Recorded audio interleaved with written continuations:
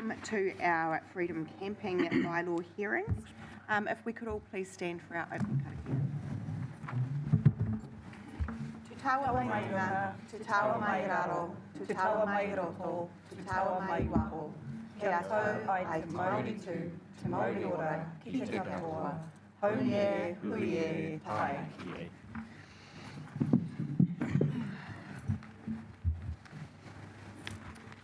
We have apologies today from Councillor Bogue. If I could have a mover, thank you, Councillor Crown, Councillor Taylor. All those in favour, please say aye. Aye. Against, carried. Do we have any conflict of interest? Councillor Simpson. Yeah, through you, Madam Chair. I just want to declare that I'm a member of the New Zealand Motor Caravan Association. As part of that membership, I'm also a committee member of the area committee for Hawke's Bay. I don't believe that position is in conflict with the policy that we're debating, but I just felt it was worthy of declaration. Thank you very much, Councillor Simpson. Yes. I don't have a Price. conflict, but I'd just like to note that a close family member is a submitter, but not verbally. Thank you. Now, just wanting to clarify for everyone that we did receive attachment 1 as part of our papers, which had sort of a longer list of verbal submitters who a number of them are now not coming to submit for us today. Some of them, the issues have been resolved and others were unable to make it. So just wanting to clarify that for attachment 1. So we do have 5 people coming to present their verbal submissions to us today.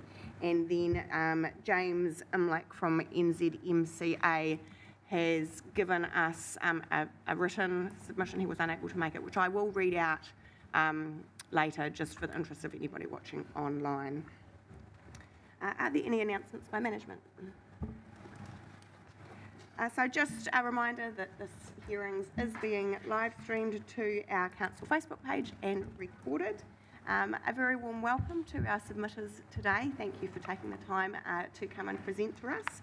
You will have 10 minutes allocated to present, and we also like to keep a little bit of time in that 10-minute time slot for any questions that councillors might have. And just a reminder that your presentation must directly relate to the written submission that you have already sent through to us. So we will get straight into it, and I would like to invite Esther Seymour, who will be speaking to us first. Welcome, Esther.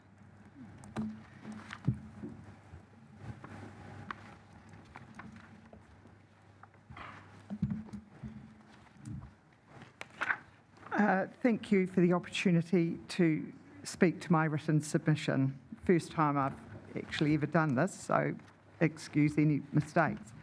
To begin, I would like to note that my written submission, I made an error, which I wish to correct. I am in agreement with the Council in that the local bylaw should follow the national strategy and ban non-self-contained vehicles from our freedom camping spots. Tom and I own 415 Marine Parade, a boutique 5-suite small hotel very near the National Aquarium of New Zealand. We are past and or present members of the New Zealand Motel Association, Hospitality New Zealand, the TIA, Tourism New Zealand, B&B National Association and Hawke's Bay Tourism. We have been in the accommodation tourism industry for 30 years and in 2023 were awarded the National B&B Association Rising Star Award. We bought the building at 415 Marine Parade in 2019 and spent 18 months rebuilding and turning our property into an outstanding local accommodation provider, in the process spending in excess of $1.5 million on its site works. We attract high-end inbound tourists, mainly working with international agents, with some FIT guests, both national and international.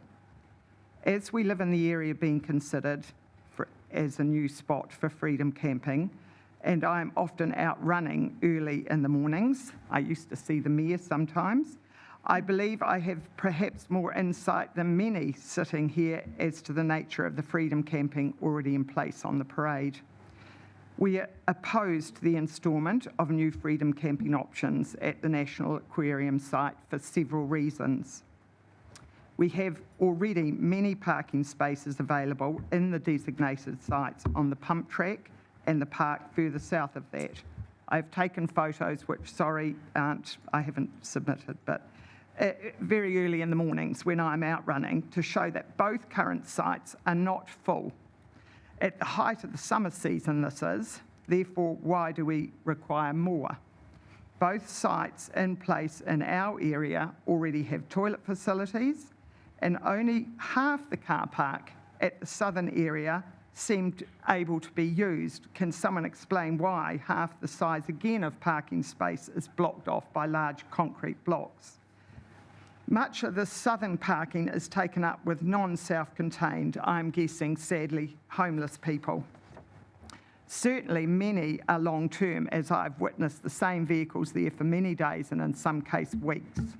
I would suggest the council is not moving people along in violation of its own rules. Why are we to assume if they instate new parks at the aquarium, they will do a better job of monitoring time limits and self-contained limits? I refer you to the council's own paper on the matter, which states, and I quote, "Officers acknowledge that increased enforcement will be important to the bylaw's success, but note that a detailed assessment of resource implications is yet to be completed. Financial constraints, including those stemming from the cyclone, may limit immediate expansion of enforcement capabilities." I've got photos again of the mess that I see often down at the southern park, of fires being lit, sadly defecation and strong odour on many days. Our guests out on our cycle trails in this area, which we love to promote, come back with stories of having seen people living rough and going to the toilet on the beach and the grass as they ride by. We are against a new freedom camping site at the aquarium because this is Napier's premium tourist attraction with thousands of international tourists coming through there all summer. And if you have people living in their cars and antisocial behaviour, that will be immediately on display for those tourists. The site at West Shore was closed down for these exact reasons, as per a discussion with a councillor. So why is it that the council will then be happy to move the same issues to its main tourist attraction in Napier? There are no current toilet facilities for campers at the aquarium, so I'm assuming they will need to be built. What will the cost be? Has it even been costed? When our council is at present directed at the national government level to stop spending money outside of its core activities. Often over the summer, the car parking space at the aquarium is overflowing, and already spaces and spaces being kept for camping will increase that problem. Buses from cruise ships and families enjoying the facilities will be put at risk with more large vehicles moving in this confined space. We believe that if the council insists on providing more sites than currently, why not at the facility they own at Kennedy Park? It is established and has all facilities in place. Obviously, the more free areas they provide, the less profit they're making for themselves, which seems crazy to this small business person. We have enough spaces at the moment. Tom and I are not against freedom camping. We have many friends that freedom camp. Many of the people use the National Motorhome Caravan Association sites, which are incredibly cheap. Ericsson Road, I believe, is about $5 a night. There's a large freedom camping site at the Clive River. I'm guessing that probably falls under another council.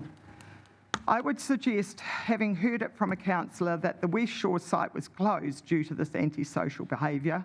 Tom and I would like to ask the council why they feel it is okay to move that problem to the Marine Parade and our local residents. We don't believe they can come up with any legitimate reasons for more freedom camping sites that will negatively impact our business. Thank you. Thank you very much, Esther. And just to provide some clarity around the homelessness, we can't actually use the freedom camping bylaw. I've just heard that, Yeah. actually, Yeah, sitting so, here, so that's something I've learned. So, yeah. you know, that, in my view, makes it even more of a concern if you can't do anything about the... Please don't get me wrong, I fully comprehend the homeless situation, and it's all over the world. And to a certain extent, our international tourists appreciate that because they have all come from countries where they have exactly the same problem. But it seems to me that you've already got some sites that are underutilised, and if anyone is interested, I'm happy to send the myriad of photos I have of empty spaces at those two designated parks. I just don't see the point in encouraging it more next to our fabulous tourist attractions. That's all. I understand what you're saying. I'll just open up for any questions from councillors. Councillor McGrath. Through the chair. Just to clarify, the proposed aquarium site is for self-contained vehicles only, not non-self-contained? Is that correct? That's correct. The draft bylaw is actually that we will be completely moving away from non-self-contained, which is in line with the national legislation. So that being the case, we wouldn't need to provide toilet facilities because it's only self-contained vehicles that can be using the sites. Correct. There's no further questions. Esther, thank you so much you. for your time today. I appreciate it. Thank you. And I would now like to welcome Patricia Beach to speak to us, please. Welcome.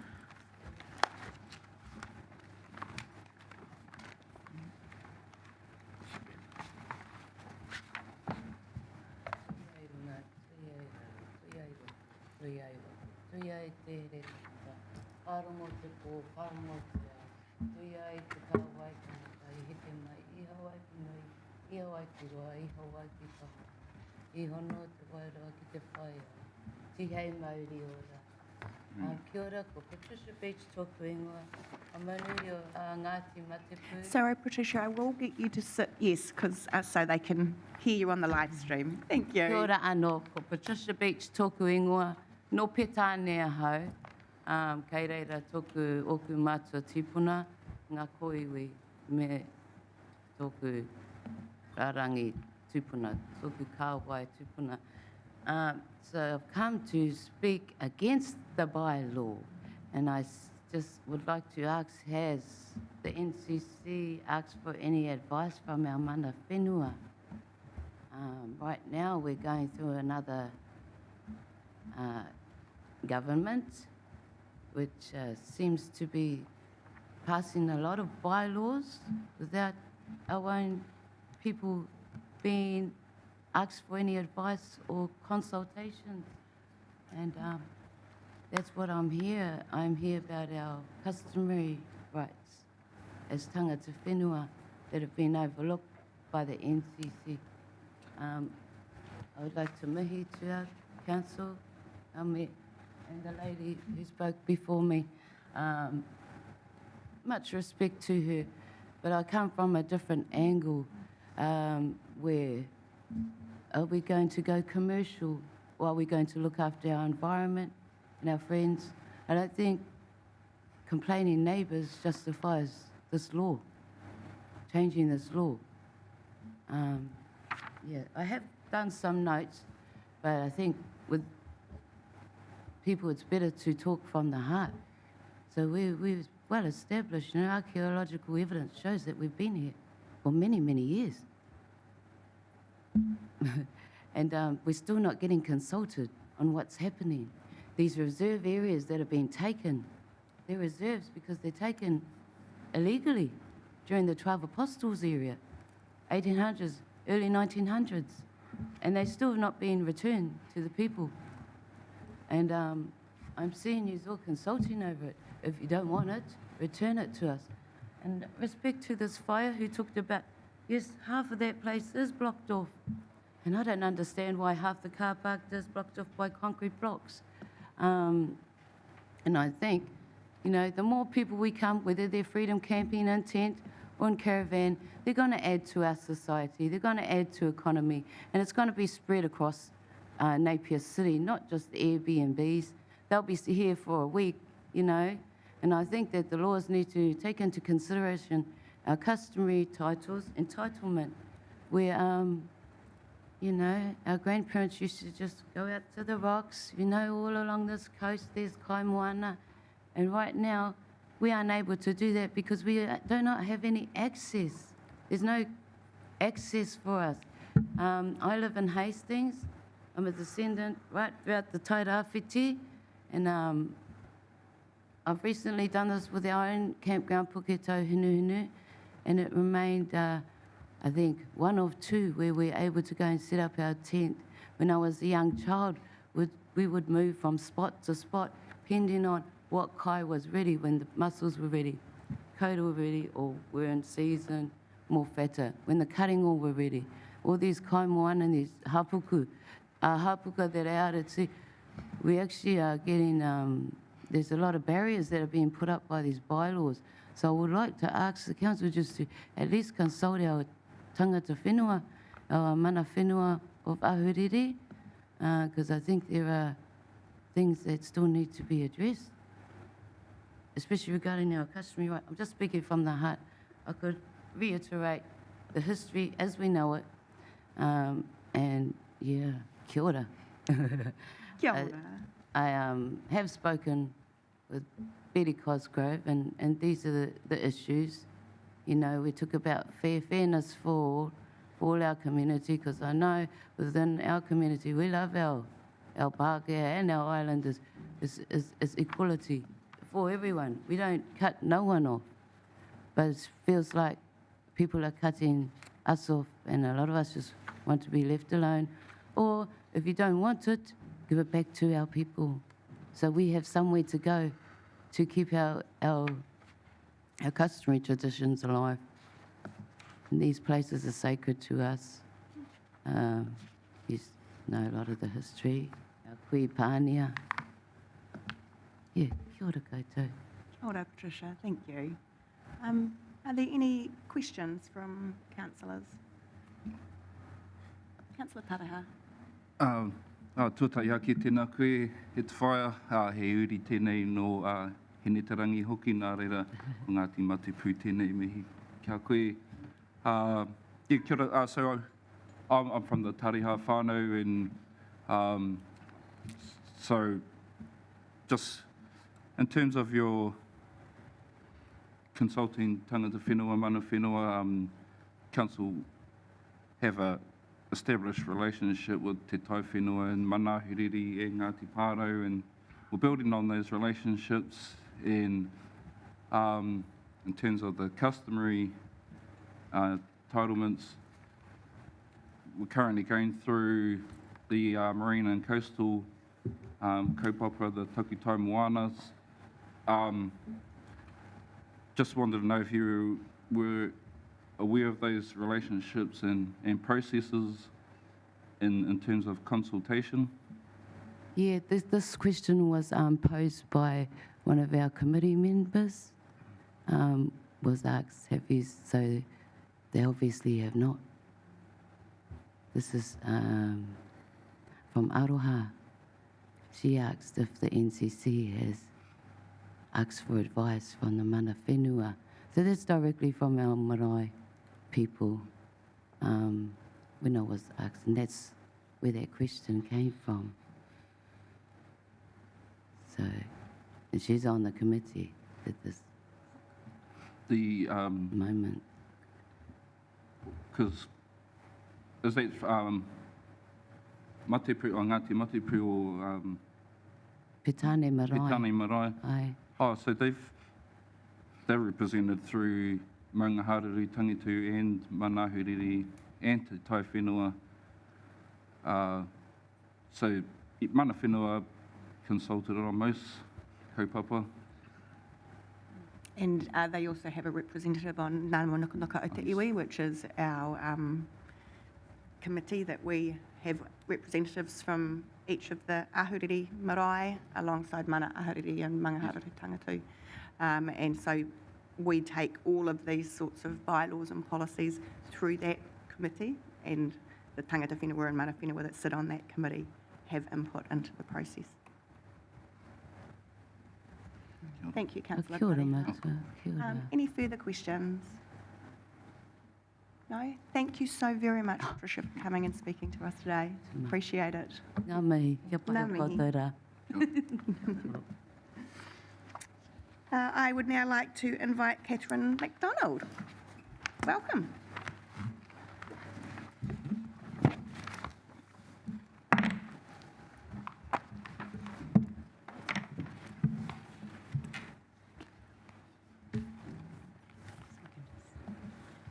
That's great.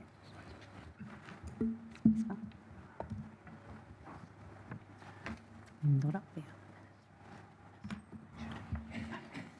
Excuse me, did you say this? Oh, great, thank you.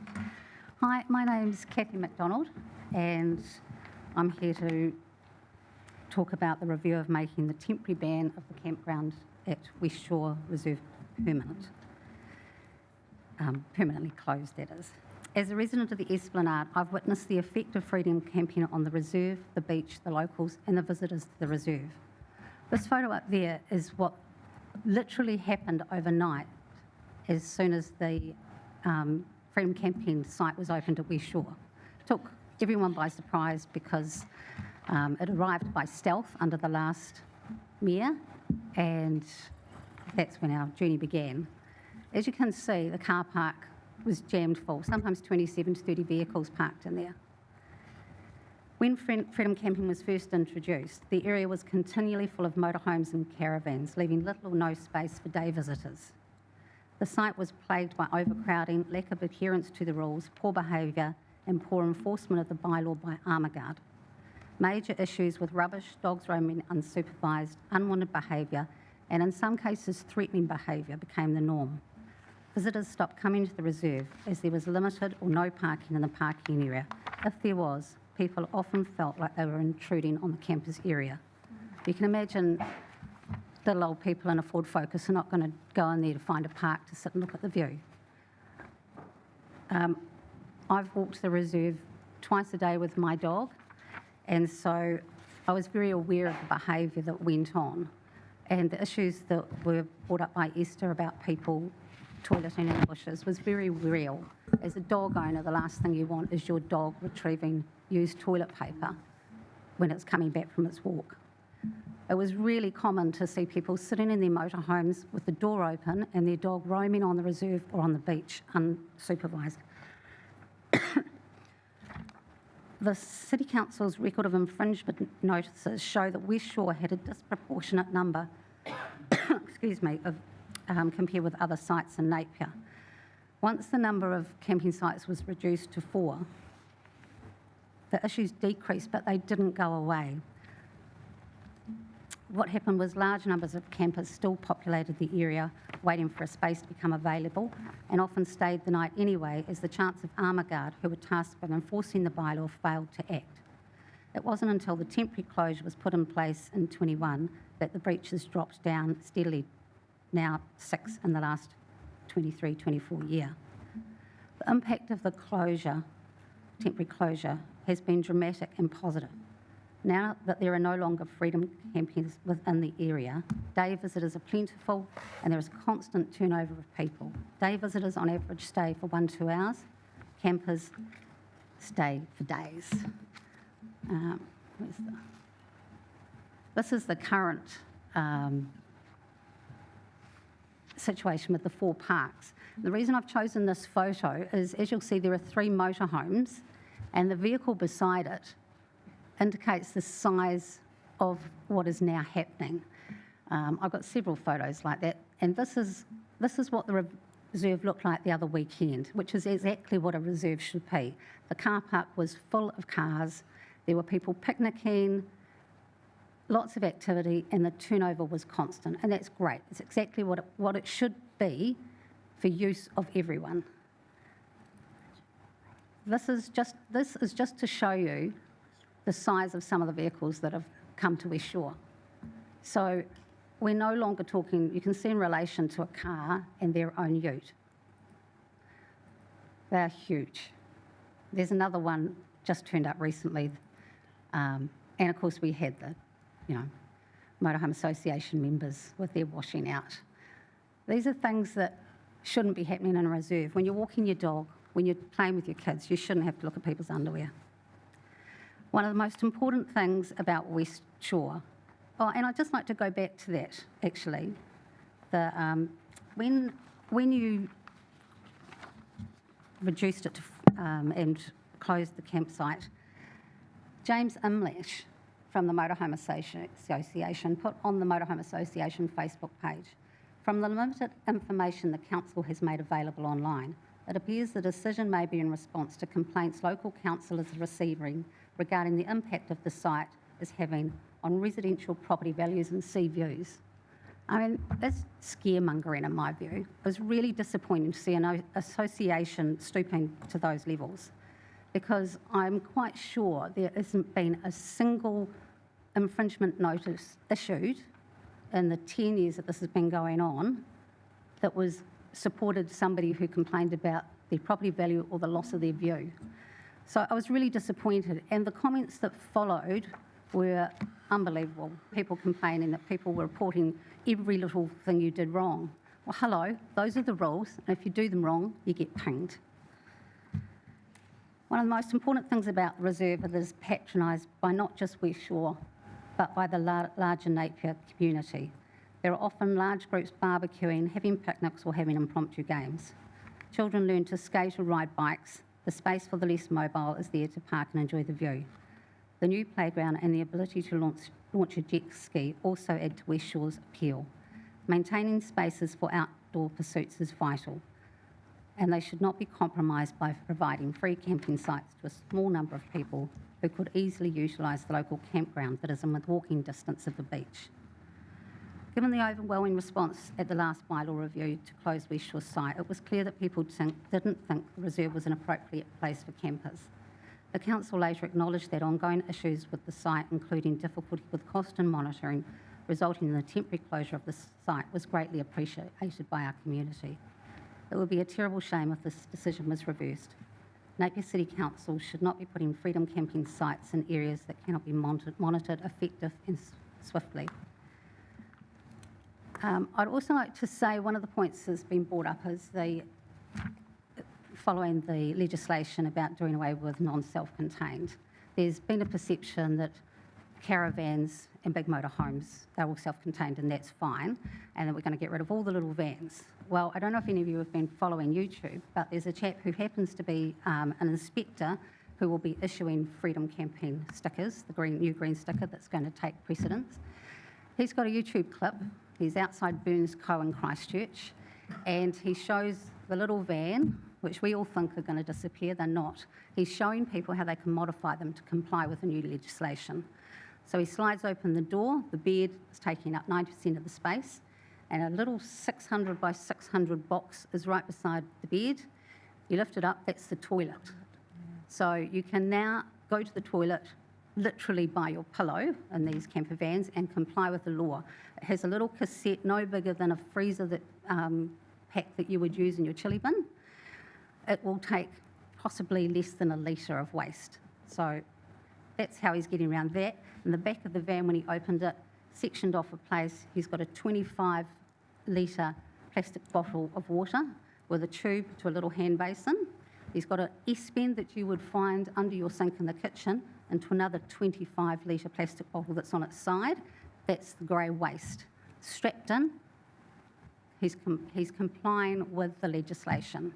So we are not going to see them disappear, and I'm pretty sure that 95% of the people are not going to use a toilet beside their bed, so the problems will just continue.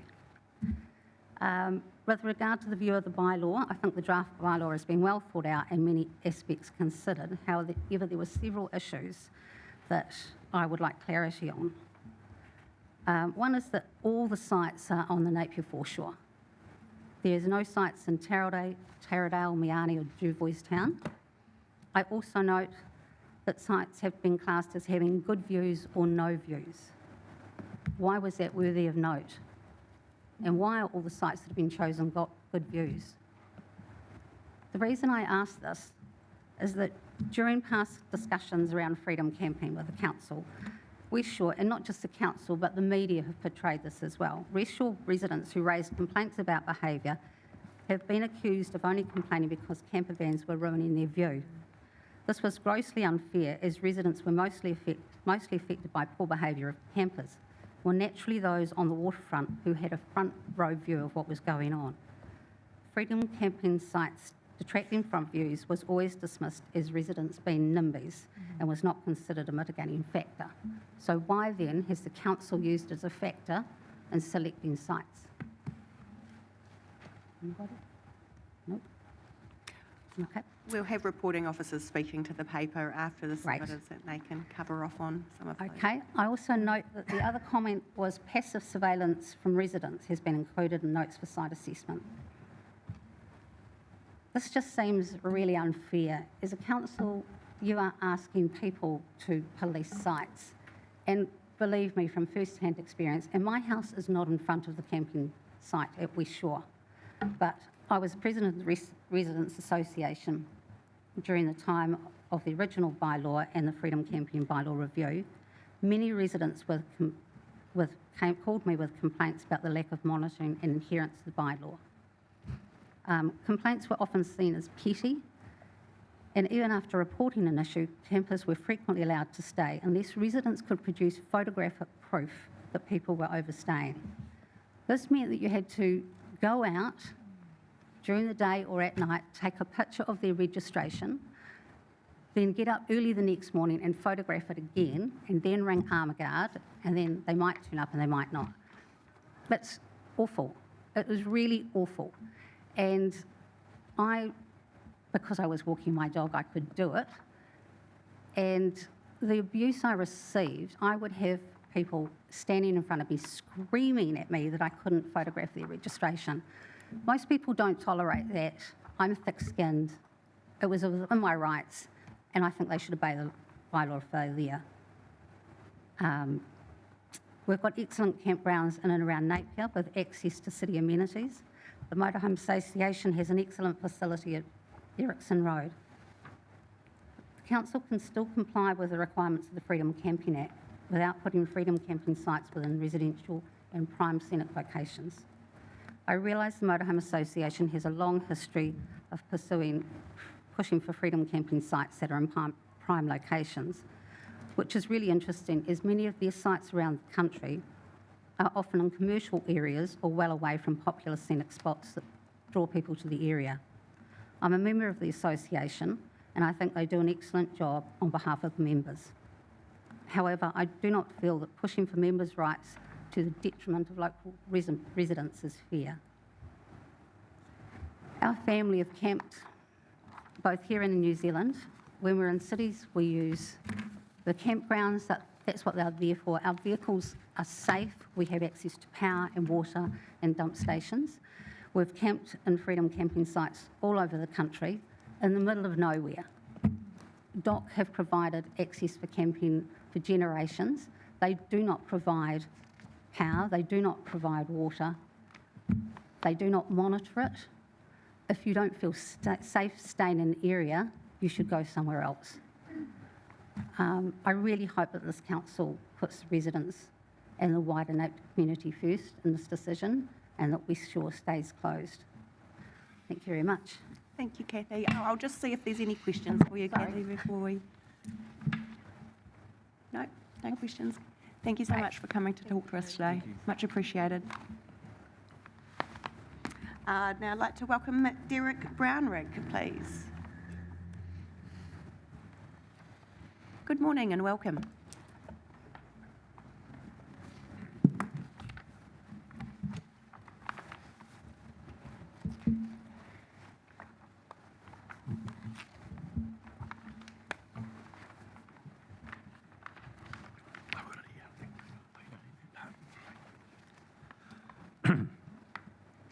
For those who don't know me, my name is Derek Brownrigg.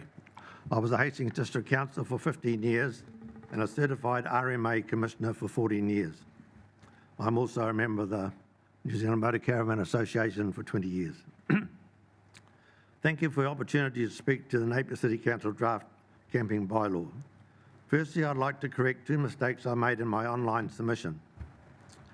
Question 12 and question 15 should say no. As you can see in question 13 and 16, that my replies convey that.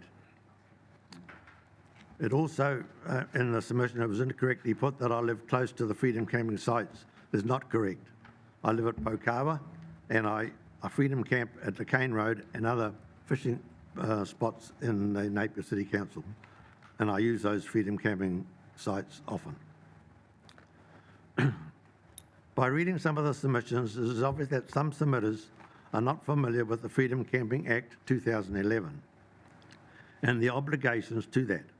I am sure you and your staff are, but I would like to quote some of the Act for those who are not familiar with it. Section 10, freedom camping is permitted in any local authority area unless it is restricted or prohibited in an area. Section 11, 1A, in part, a local authority may make bylaws defining a local authority areas in its district or region where freedom camping is restricted or prohibited. The defined areas in section 11, 3A and B must be defined by either a map or description of its locality. Section 23, that refers to having a freedom camping bylaw. It gives the council the ability to enforce a $200 infringement offence under the Act. Section 31, a local authority is entitled to retain all infringement fees issued by the enforcement officer appointed by the local authority under Section 32. Although the Act does not require local authorities to designate allowed camping sites, it is helpful to have certain designated sites where freedom camping is allowed, as it allows the NZMCA and Campermate to list them in their apps, which is very helpful, especially those who visit from overseas. My main reason for this submission is my answer disagree to question 4. I see that you are working under the Local Government Act 2002 and not the Freedom Camping Act 2011, which has priority. The 2011 Act operates opposite to the Local Government Act.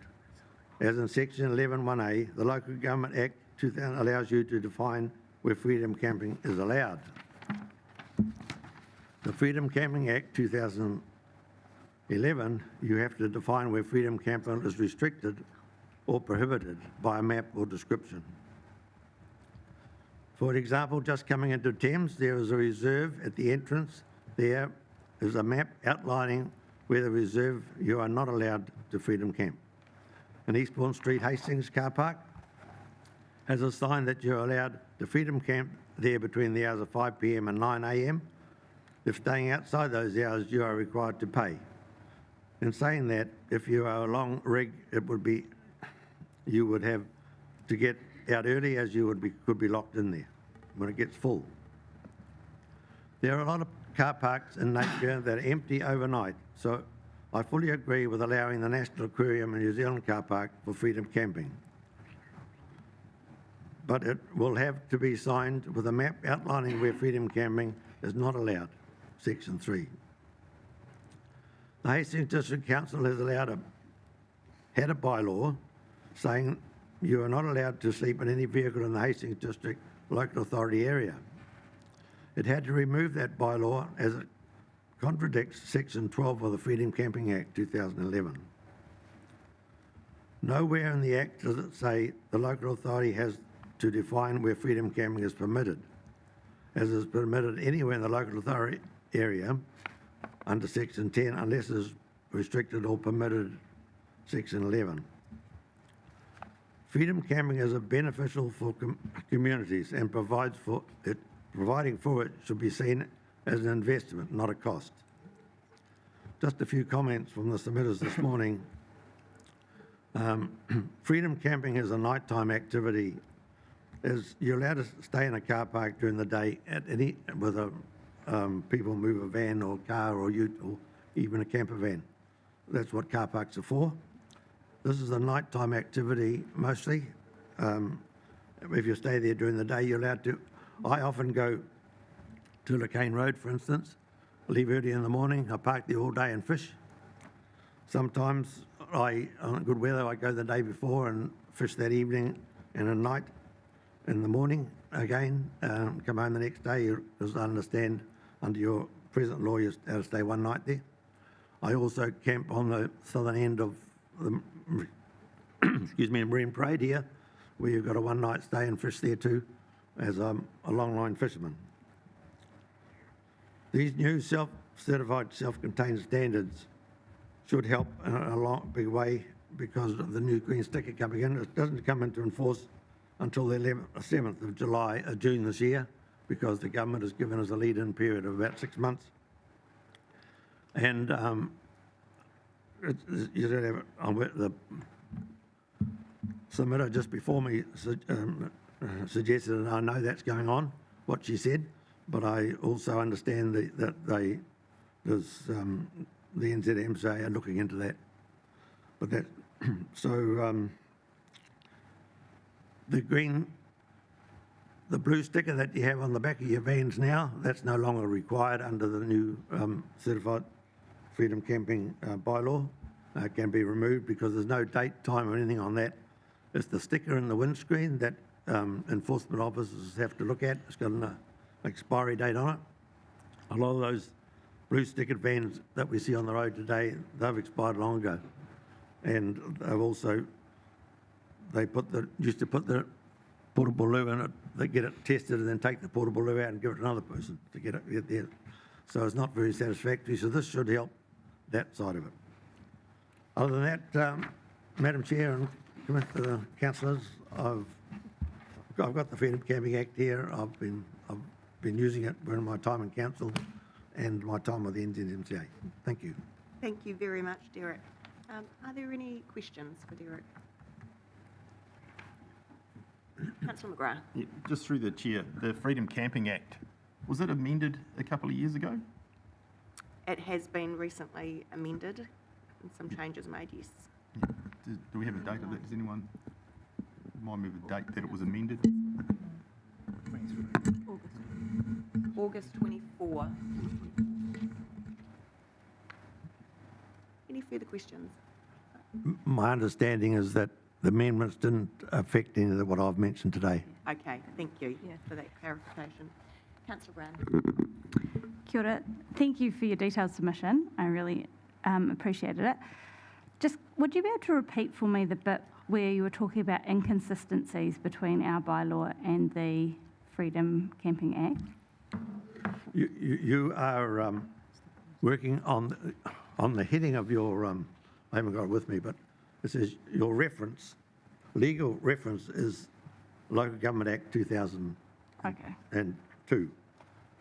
Your legal reference should be instead the Freedom Camping Act 2011, in my view. Yeah. And that's the main inconsistency? Yeah, I understand now, Madam Chair, correct me if I'm wrong, that you, even now under the law you have, that you can freedom camp anywhere in the district if it's not. One night. So that will still stand when this is done, but you identifying here, the Freedom Camp Act says you've got to designate, demonstrate the what you're allowed to, where you're allowed to park and or restricted or prohibited, and you've got to do that with a sign. Like coming into Thames, that example I had, there's a sign, 1/2 metre square, as you come into it, and it's got a map of the site, and you've got a place where you can park and a place where you can't. It's obvious to anyone, even if they can't speak the language, they can see what it is. Thank you. Okay. Thank you very much, Derek. Appreciate Thank you. your time today.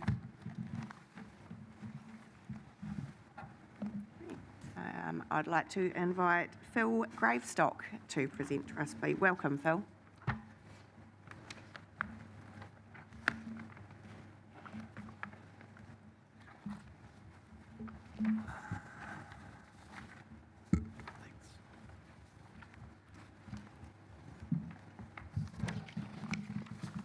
Okay, my written submission mentioned many things. I'm a very extensive traveller of both New Zealand and other countries. Recently spent 8 months travelling around Europe in a motorhome and 3 months in Waikato and Coromandel Northlands.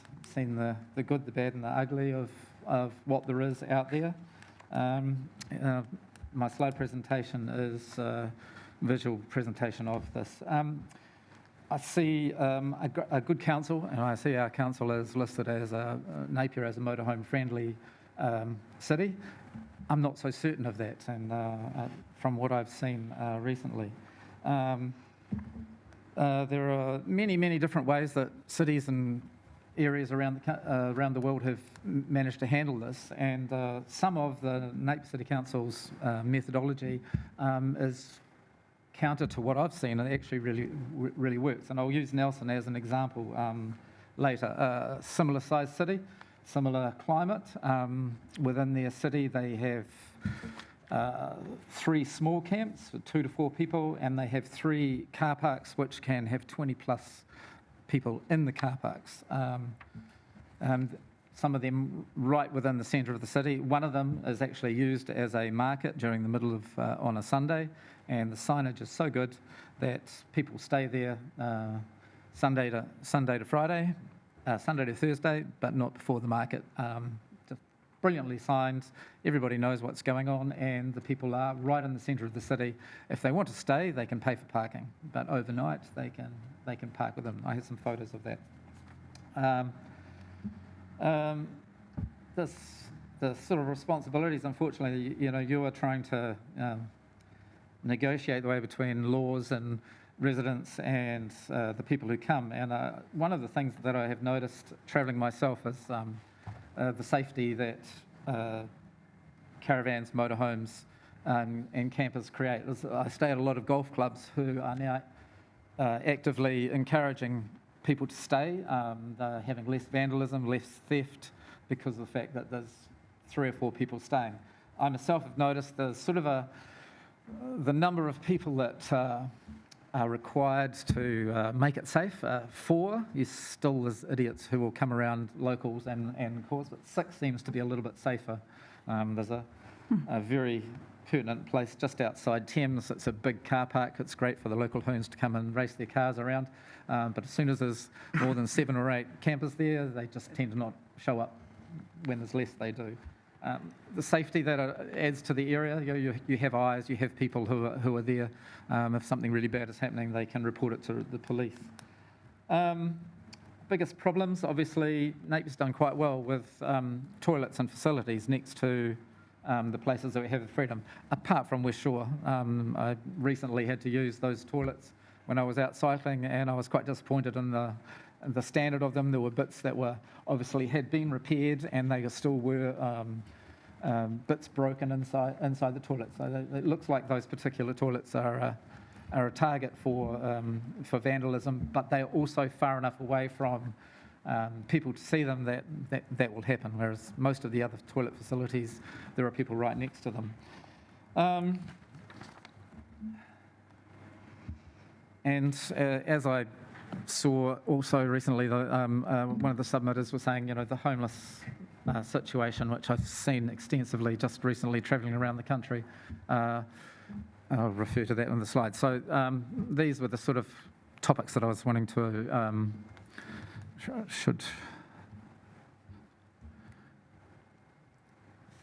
So this is Napier's freedom camping spots that are listed. This is the New Zealand Motorhome Association site. I haven't been on the other site that you list as one of your partners for a while.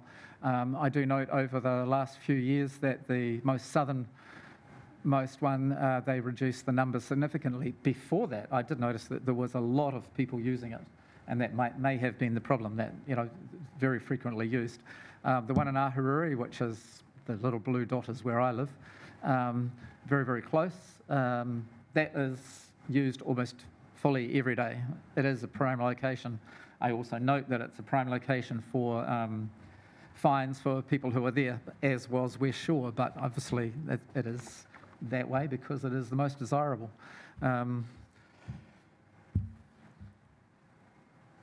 nothing in the city.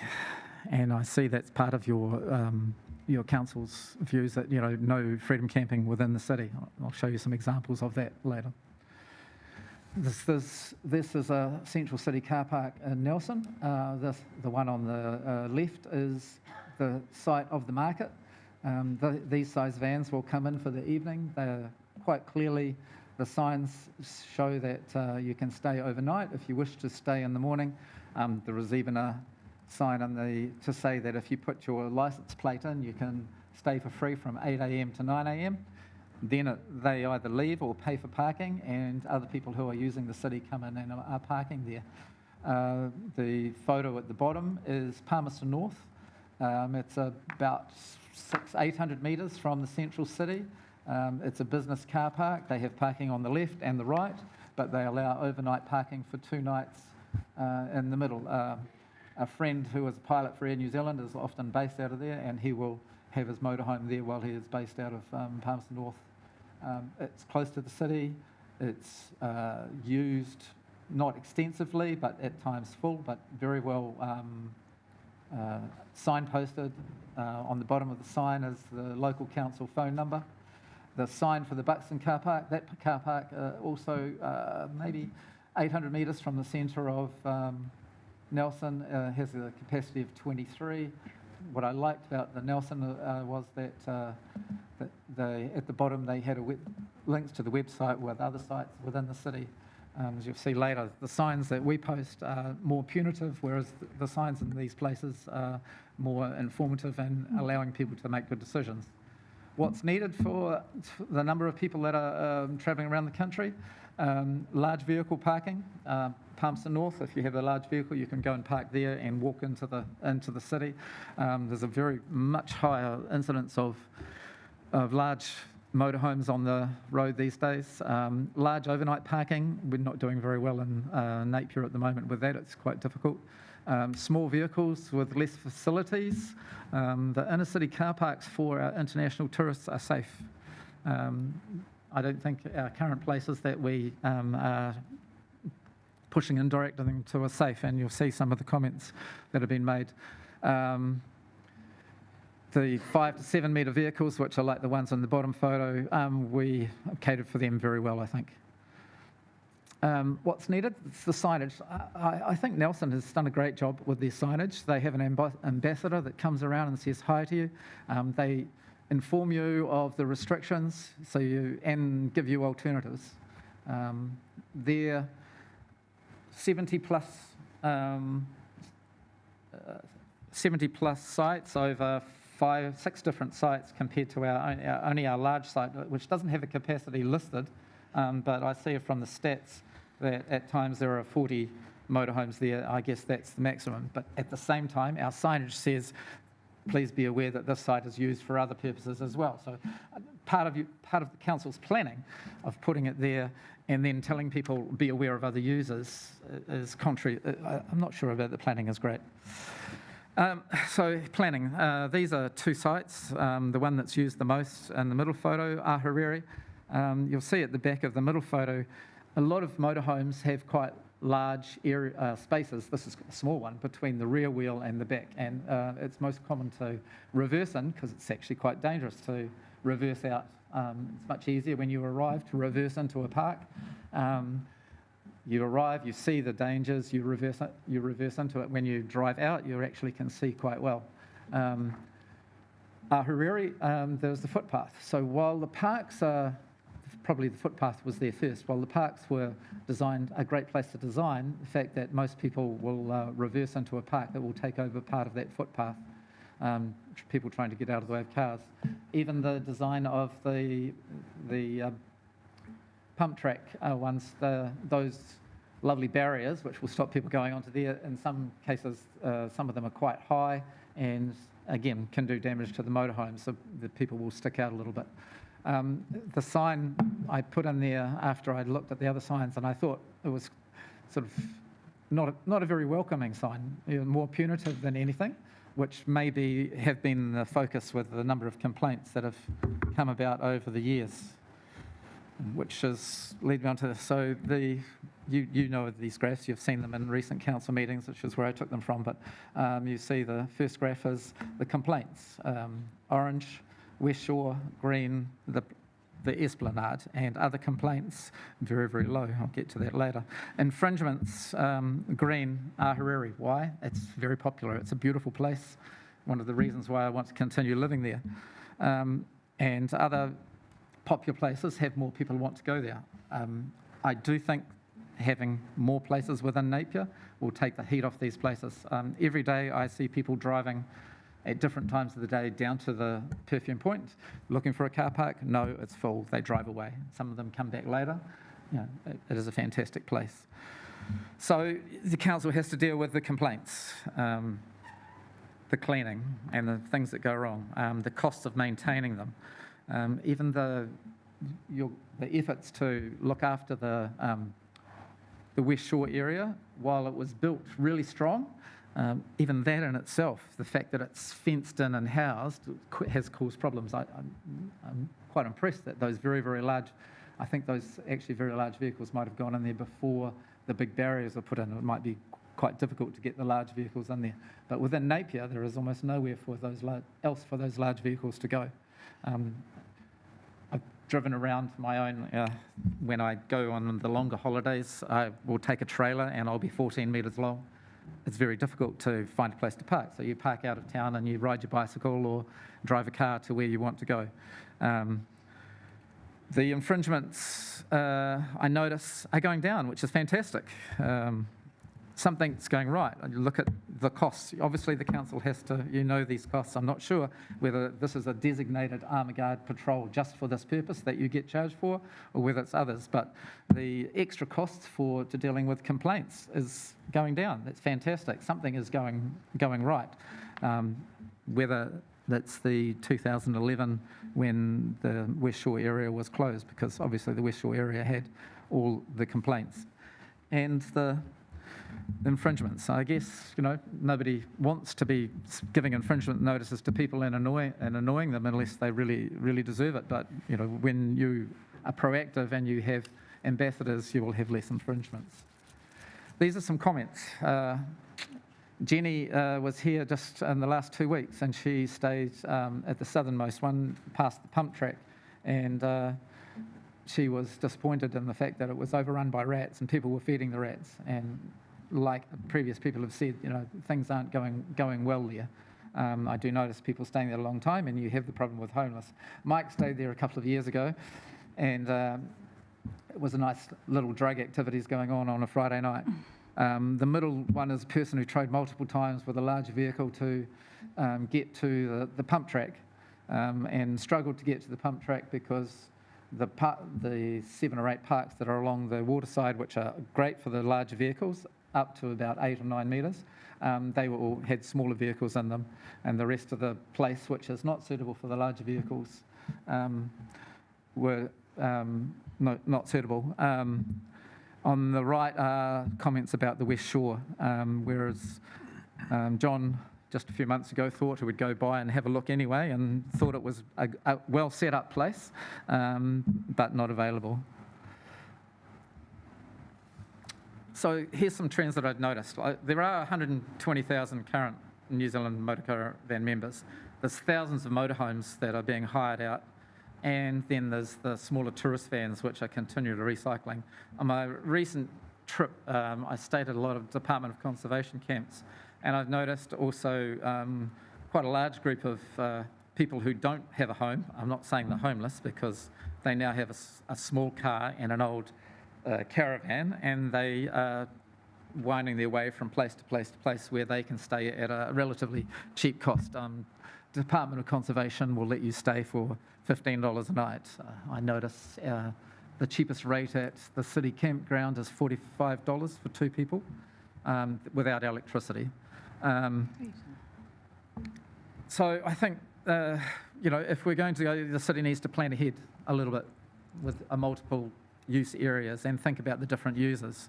Access, even though the West Shore was suitable for 9 metres, it was made more difficult by putting in the large barriers. In fact, the large barriers around the large car park can make it harder to maintain the area. I remember coming to Napier from Hastings when I was a teenager to go swimming at the beach. Over 1,000 people parked in that area.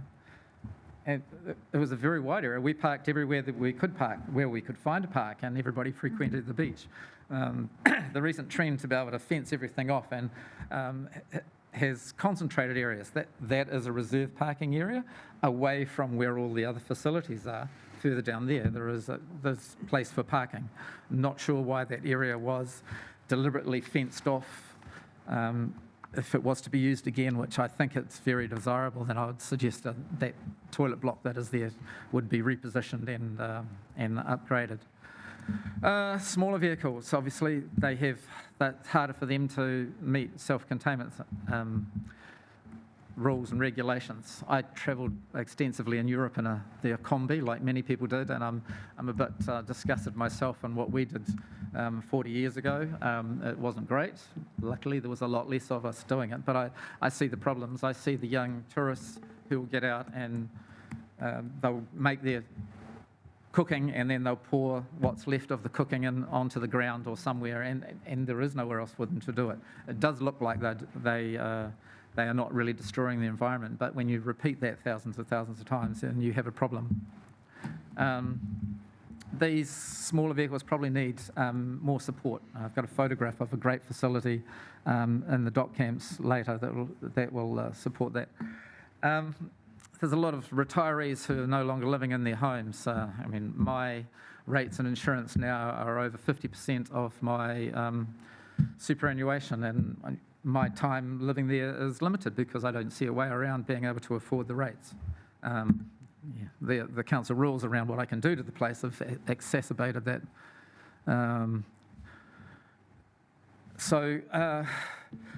They are actually both a resource, these bigger vehicles, because some of them are looking to do some work, and I'm not sure that we can actually provide for them if these people are coming in the larger vehicles. Even the motor caravan park itself, we have a limit of 10 days there. With 120,000 members and 60+ sites around the country, you can't have people staying in them permanently. The other big problem is the displaced and homeless people. Not just homeless, but they're on the road because they can't afford to live in a place and pay the insurances and the rates and the rent. This next facility is what the Department of Conservation has put up. I'd often thought that it would be fantastic to, down at the pump track or the other place, to have some sort of a cooking, washing facility. And this is this was at the Uratiti campground. Toilet on both sides, which are septic tanks, the non-smell variety, a washing area for dishes. Behind the washing area for dishes, there was 2 showers where you could put up a hot water shower and have a shower, and on the far side, on some of them, they had a urinal as well. I've been trying to find the cost of these, but they're appearing in most of the dock camps. Now, that facility in a camp that had a capacity of 900 people, when I arrived there, it was not long before a long holiday, and there were only about 60 people in the whole place. And then with 500 people in the place over the long holiday, it coped beautifully. But what it did for the people in the smaller vans, they took their food waste up to there and it went into a sewage tank, which was obviously easily emptied by dock. At a cost. Sorry, Phil, I will just interrupt. You've already had more 10 than minutes? 10 minutes. Sorry. And I'm just, wondering how many more slides That's you've it. got to go. And, this was a little bit of tongue-in-cheek, unfortunately. I was a bit annoyed. This is purely anecdotal. I was going to sell my house, which that fell through, but I was looking at places in West Shore, and I went and spoke to some neighbours, one of which who mentioned the Freedom Campers, and we don't want that sort of people over there. They even have their washing out, but that's okay. We've done something about it. We went through our councillor and we got it closed. And it was like, oh my gosh. I also used to park my car when I went overseas for my longer trips outside a friend's house. And I did this another time and he wasn't home, and I parked it on the far side of the road, and he was emailing me overseas, where are your keys to your car? I need to move it. We're not allowed to park our cars on that side of the road. I mean, obviously the residents have a very strong association, but it does seem like, this is our land, this is ours, and we don't want other people there. And sure, a bad reference to the Queen's Chain, which is completely for something else. But it does seem like, this is ours, please stay away. And that's all. Thank you. Sorry, going over time. No, that's good as gold. Thank you very much, Phil. I'll just quickly check if there was any questions from councillors. But no, very, very comprehensive submission. Thank you for taking the time, Phil. Appreciate it. Okay, so I will now read out the verbal submission we've received from James Imlach of the New Zealand Motor Caravan Association. So, introduction. Due to other commitments, the NZMCA is unable to attend the public hearing on February 3rd, 2025. We appreciate the Council's understanding and the opportunity to provide this brief verbal submission in writing.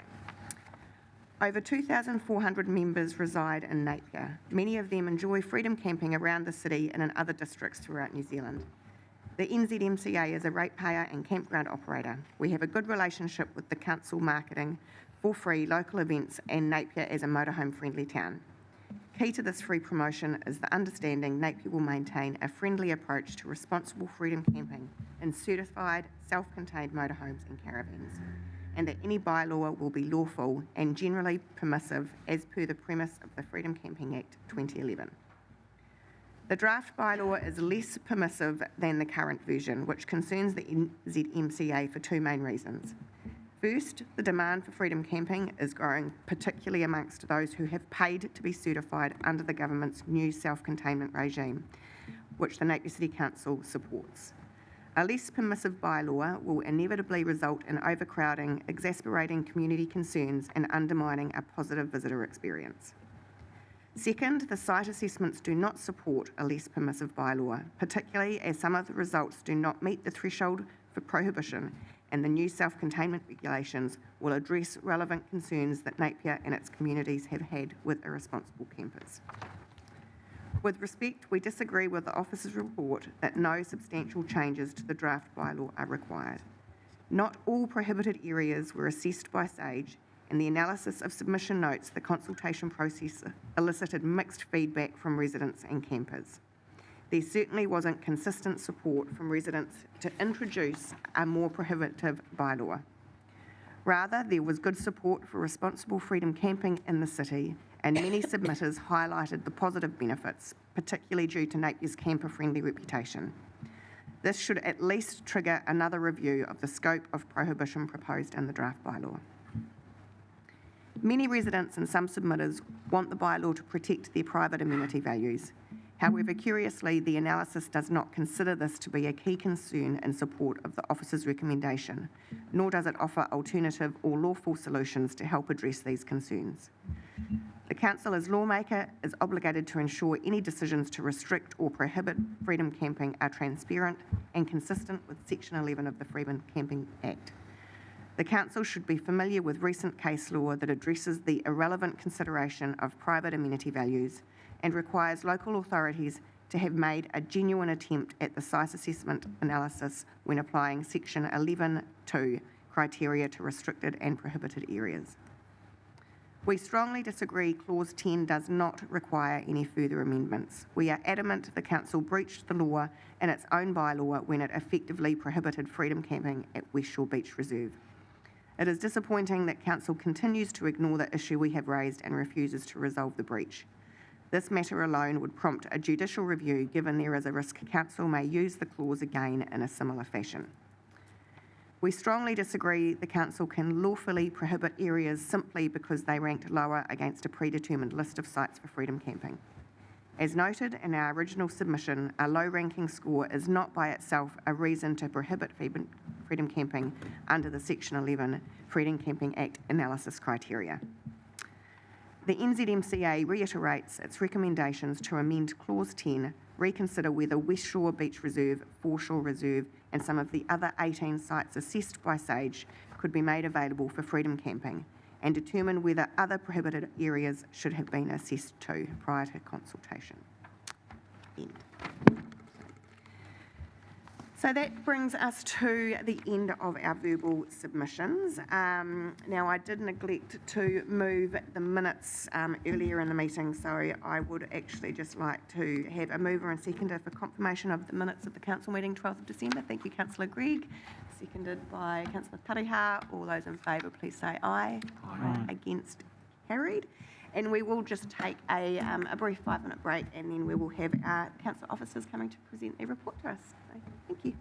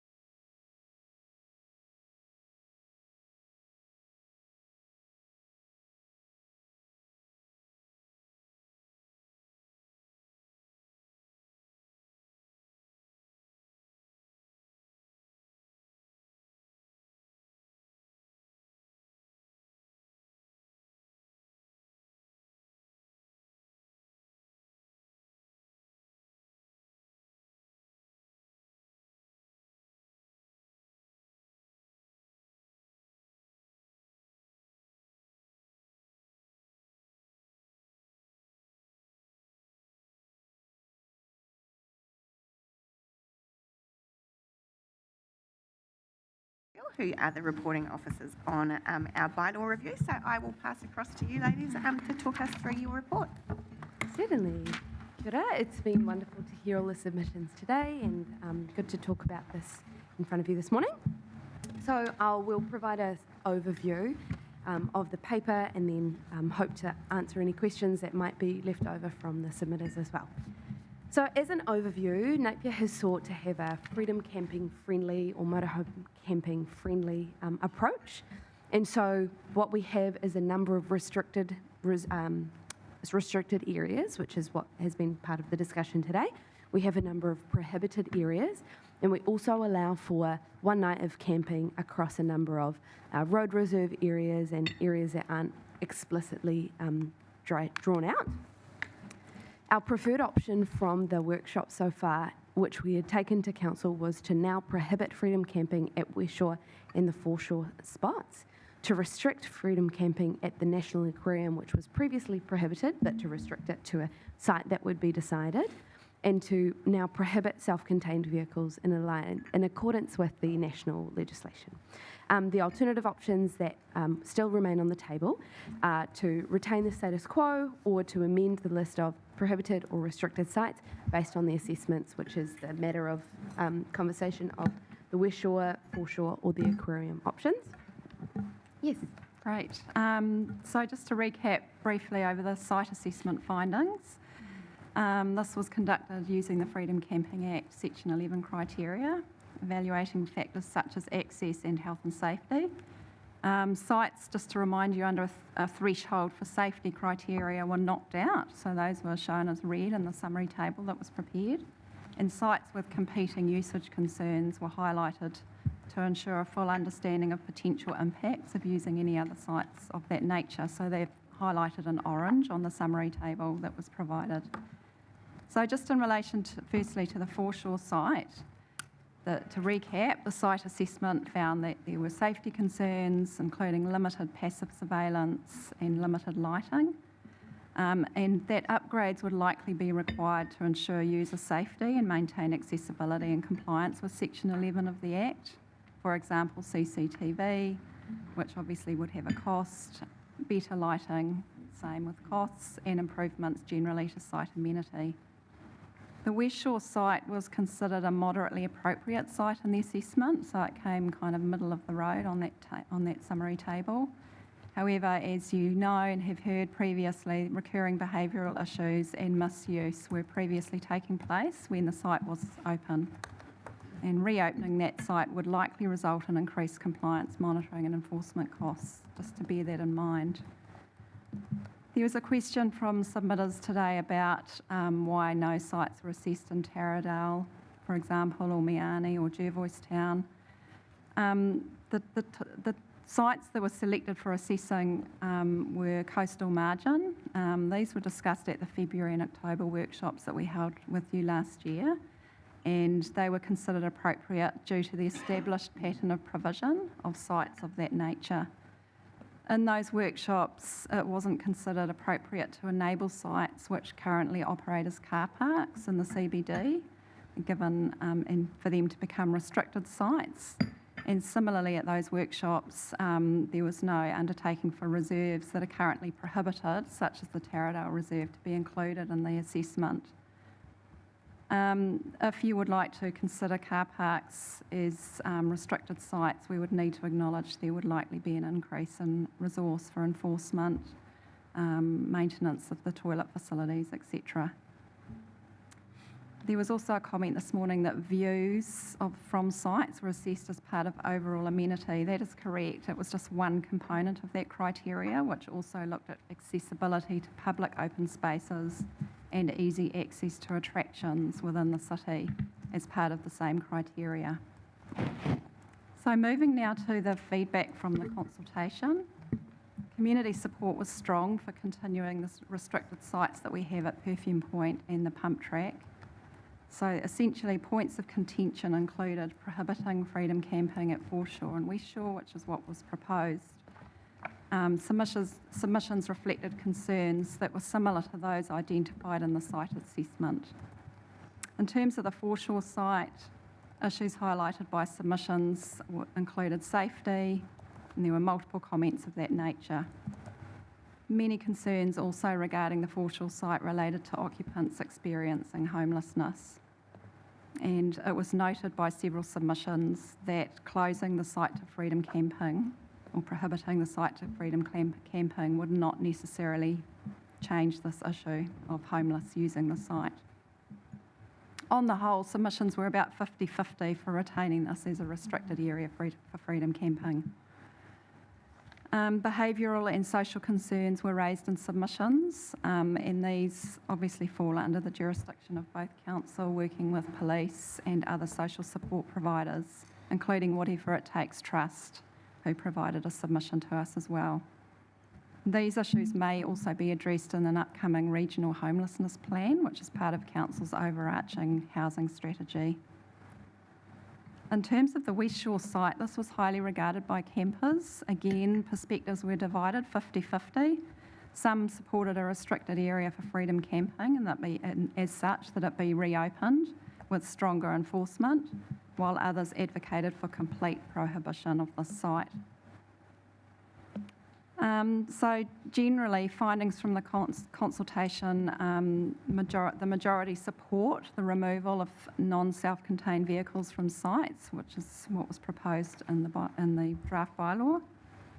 There was a slight majority support for the addition of a new site at the National Aquarium. So when you look at the percentage of all submissions, it was about 56% support that site. And there was lower support for any other new site. The next highest was Oceans Bar with about 30% of all submitters. And to wrap it up, there were some matters that were brought up in submissions that we consider are outside of the scope of the bylaw. This includes residential amenity concerns, so impact on views, or a number of submitters noted that they would prefer not to have freedom camping in front of residential properties. That's not something that we can consider. Property value impacts and broad economic considerations, such as the effect on camping grounds, whether it's council-owned or private, that's not a consideration that we can take into account. Mixed land uses, and generally any criteria beyond the scope of the Freedom Camping Act. We do note as well that we have operational budget constraints, but there is limited funding available for establishing or upgrading a freedom camping site if needed. And to give you a general idea, comparison with our neighbouring districts, Central Hawke's Bay does have a freedom camping bylaw. It's more complex, and it includes a permit system that is facilitated by the council, whereas Hastings District does not have any bylaw, and they rely solely on the Freedom Camping Act. A couple of, just an answer to a question as well, the NZMCA did note that we didn't consider that it would be appropriate to change, I think it's clause 10 or clause 9 about the temporary closure. We didn't consider it was appropriate because it would remove the means for council to close on short notice or for an operational need if it was required to, which was the intent of the clause. However, reconsidering, we do consider it could be made appropriate as long as there's a way that council, if council considers it's appropriate, that the operational side of council would be able to do that within a certain amount of time, and it wouldn't need to provide public notice, but perhaps for after, if it's an extended closure, extended restriction, that we would need to provide notice if it's for means outside of safety or repair or things outside of that scope. Yeah, so in conclusion, this is a really tricky matter because it's a real balance of the needs. We have a number of options in front of us. We don't have to restrict freedom camping like Hastings doesn't, but previously we have chosen to because it allows us to balance the needs of the community and the residents and the provision and the national direction of the Freedom Camping Act. And that's an important thing to note as well, is that we can only restrict or prohibit, but we can't take a blanket prohibition either. So yeah, happy to take any questions or answer anything else. Good. Lovely, thank you very much. I'll open up for questions, please. Councillor Crown. Thank you, through you, Madam Chair. Thanks, guys, especially for the summary as well. I wondered if you had any further comment on, I think it was in the submission from the MCA, around the legality with and the process that we've taken for our site selection. I know that you mentioned that your understanding is, but I know we have had lawyers involved in the process as well, so hoping that you can provide us with some assurance there. Kia ora through the chair. Thank you, Councillor Crown.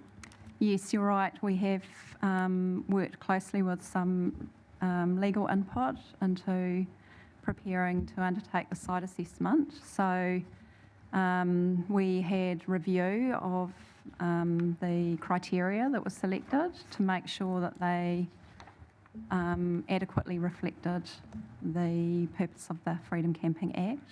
And yeah, so that review was done before the site assessment was completed.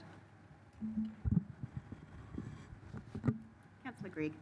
Yes, through Madam Chair. A question about adding extra sites. If we take away freedom camping sites, are we actually legally obliged to add extra sites or not? We aren't legally obliged. I think it's a matter of occupancy and the demand that we would then either have to deal with the consequences of by providing a different site or by doing enforcement, and also mindful that if we were to remove a site and not replace it and not make the bylaw more permissive, we could be breaching there was a case, I apologise, I don't remember the council, but there is a case that sets the precedence, Queenstown, and there was another one as well, which says that you can't, Marlborough, that's what it was, you can't put a blanket prohibition, and the more restrictive that we become, the closer we get to becoming too prohibitive. Yeah. Councillor Crystal. Through the chair, having watched one of the submitters show some of the alternatives in other cities, and I've actually done a bit of research myself, a lot of them seem to be a lot more flexible in using sites but then restricting some of the days or hours, such as Nelson with their car park. And I noticed that one of our sites, which hasn't got residents near it, but down Coot Road, the main reason was because of the Sunday market. So why was that not put in as a restricted, that maybe no parking on a Saturday in that area? Yeah, you're right. That was the main reason. So it wasn't taken off the table. It just wasn't our highest ranking site. So we maintained that the draft bylaw was to include the highest ranking site, but the consultation did include consideration of other high ranking sites, and Coot Road was in fact one of them. That's right. So yeah, that's right. That was. Any other thing? Anything else? No. Just that it came halfway down. Yep. Councillor Tareha. Just building on from Councillor Crystal's kōrero. So, yeah, that's a pretty ideal site there. Just probably wouldn't allow for larger vehicles. And after seeing the presentation this morning, it said Weshaw was the only site that could cope with 9-metre plus vehicles. Was that also taken into consideration that we might need to look for more areas that could cope with those larger vehicles? Yeah, that was part of the assessment criteria. Do you have the marking in front of it? Yes, so it was part of the site itself criteria, and Coot Road did meet, I think it was about in the middle.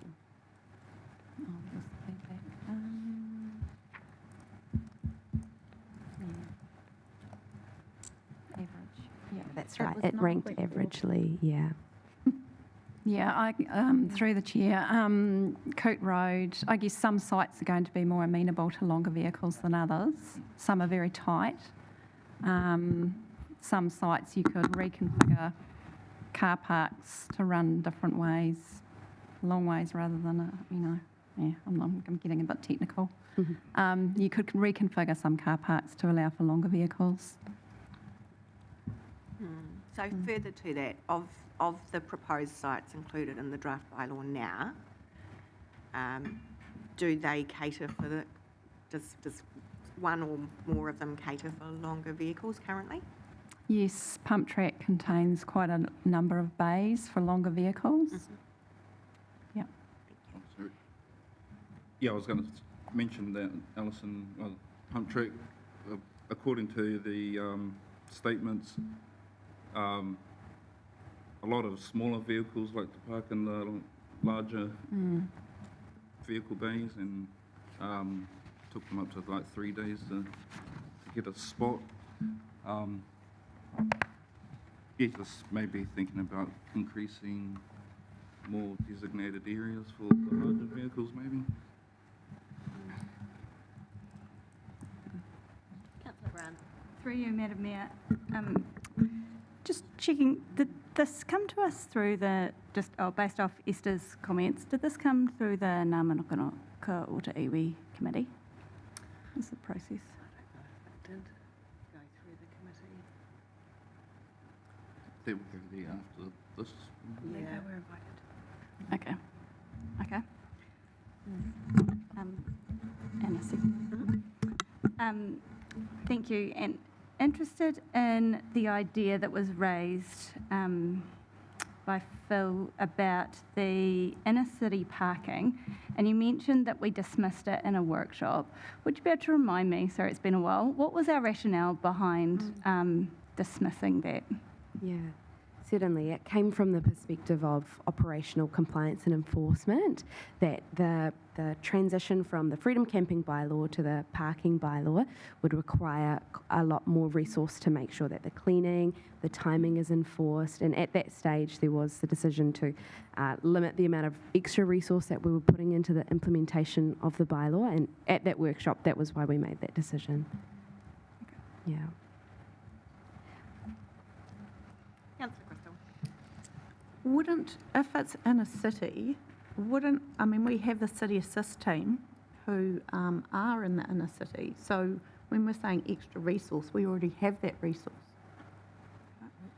Just a question.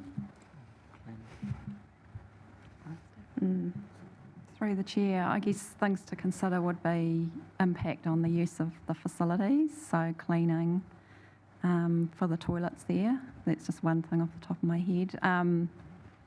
Yeah, and enforcement for parking, I guess, if people wanted to stay on for the day, then they could. We would need to make sure that there was space in those car parks that would fit vans. Just through the chair again, but we're proposing the aquarium, which doesn't have toilet facilities, and then we're saying that we would restrict parking because of cleaning of the toilet facilities. So they're kind of they go against each other because they're supposed to be self-contained vehicles now. And also, I was just wondering, through the chair, if as part of bringing in the aquarium, if we were able to speak to the manager of the aquarium to speak about the effect it would have on it. We certainly can, and Rachel was here, so we can invite her forward to share a few thoughts with us.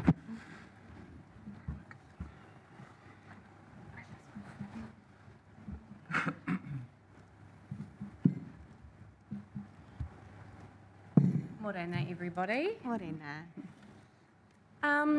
I do have a few thoughts, Madam Chair, to share. I do appreciate that there's excellent behaviours in the freedom camping community. It's just we have some operational concerns, thinking of time restrictions around, say, if you did 6 p.m. to 7 a.m. Concerns around gently and with excellent customer service moving people on in the morning. Chatting to my maintenance officer and cleaning teams, they're generally the staff that are there at 7 o'clock in the morning. And yes, I acknowledge that we can phone Armaguard, but I'm just not sure about what response times are. Obviously opening at 9 o'clock in the morning, some incredibly busy periods such as summer holidays, school holidays, in addition to dates that we open early at 8 o'clock for cruise ships as well as we're currently doing on a day like today. Security, in terms of my current CCTV footage in that rear external car park of the proposed Northwood site that we're looking at, it's only one end that has any sort of indication of coverage there. We would not have coverage of the full site. I won't claim that my car park is anything but a little bit of a hotbed of undesirable activity at times at night. We do have drug paraphernalia that my cleaning team have to pick up in the morning. I don't have hard statistics for you, I'm sorry. And occasionally police are requesting CCTV footage where I do have coverage for things that are happening. So I note that one of the community speakers did talk about undesirable behaviours, so that is a challenge in our space. And I think, we are a cafe, cooking waste, things like that, impacting commerciality with pests, predators, things like that, in addition to we've always got to talk about the wildlife along Marine Parade as well. So if we are potentially looking at behaviours that encourage rats and things like that, there's broader implications to consider as well. Thank you, Rachel. Appreciate that. Councillor Price. Hi. Morning. I just, did you hear the submitter that spoke on the fact of having freedom campers in your area can actually be a deterrent to bad behaviour? I think he mentioned 4, but up to 8 can actually be a policing method. A deterrent. Do you like to comment on that? I suppose we'd never have 8. We've proposed 4 sites, so it would depend if there was maximum capacity and if that was accurate, I suppose. It is in one corner. We do have quite a large car park, so I guess it depends what happens in different corners. Okay, thank you. Councillor Crown. Thank you, through you, Madam Mayor, and I'm not sure if this is an appropriate question, so shut me down if you need to. But on the back of the decision that we make today, how will that affect, or does it affect, the service agreement that we have with Armagard? Because they're obviously a big part of the equation, touching on what you mentioned there, Rachel, as well. So does that get renegotiated?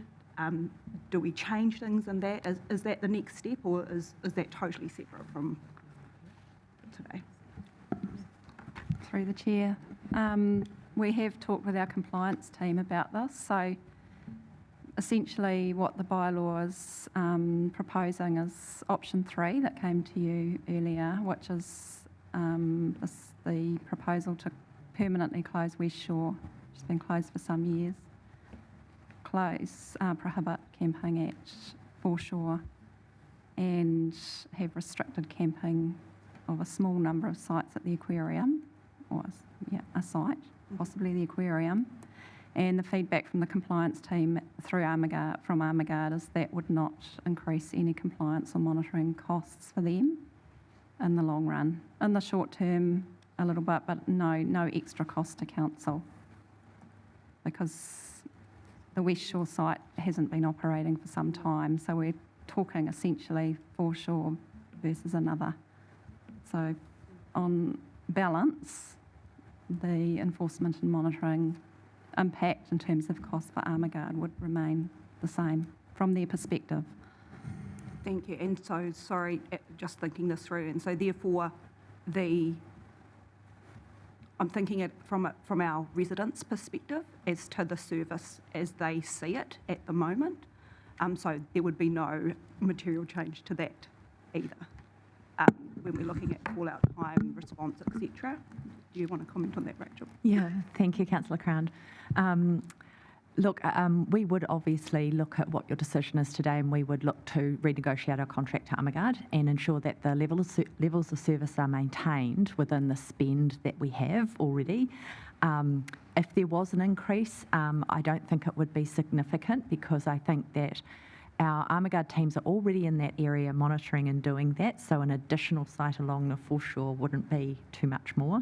But we can cut the contract to work within that and ensure that levels of service remain. We also have our own staff who do the very early morning checks as well, and that wouldn't be a change really for them either. Bearing in mind that we do have staff working along that foreshore area on all sorts of matters quite regularly. Yeah. Councillor Gregg. Yes, through the chair. Rachel, thank you. Just a question about your feelings about litter and fly tipping. Thank you, Councillor Gregg. I don't like it, I can tell you that. We do get a lot of litter in the back. I mean, my team are pretty good in terms of beach cleanups, things like that. But I wouldn't limit it to just people using the car park. Obviously, there are a lot of Marine Parade users on the pathways, but I think a concern would be with the current number of bins, how much extra waste there would potentially be. So I think there are some spaces for people to get rid of refuse, but I think, again, with the least desirable behaviours from some of the camping community, waste down the drains, things like that, excess waste around bins, particularly with the ocean right there, wind, etc., along that coastline, would be a concern. Councillor Price. My question, I don't know if you can answer this, but would the car park cater for big vehicles? We're talking about the size of vehicles that...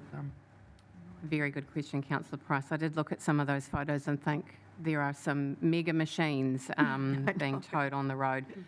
Look, we do have some luxury space in the car park, and I think the sort of northern corner that we were talking about taking 6 spaces and converting to 4, you probably did have some freedom of length there.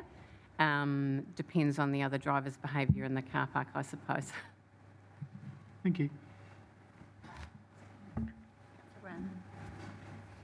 Kia ora, through the chair. Just thinking about one of the comments that was raised around freedom campers letting their dogs run free. And thinking it's probably, looking for confirmation that firstly it's outside the scope of this bylaw to be able to do anything about it. Yeah. Yes, that would fall under the dog control bylaw. Yeah. And then secondly, just thinking there's some sensitive areas specifically around the aquarium. Would we be making that problem worse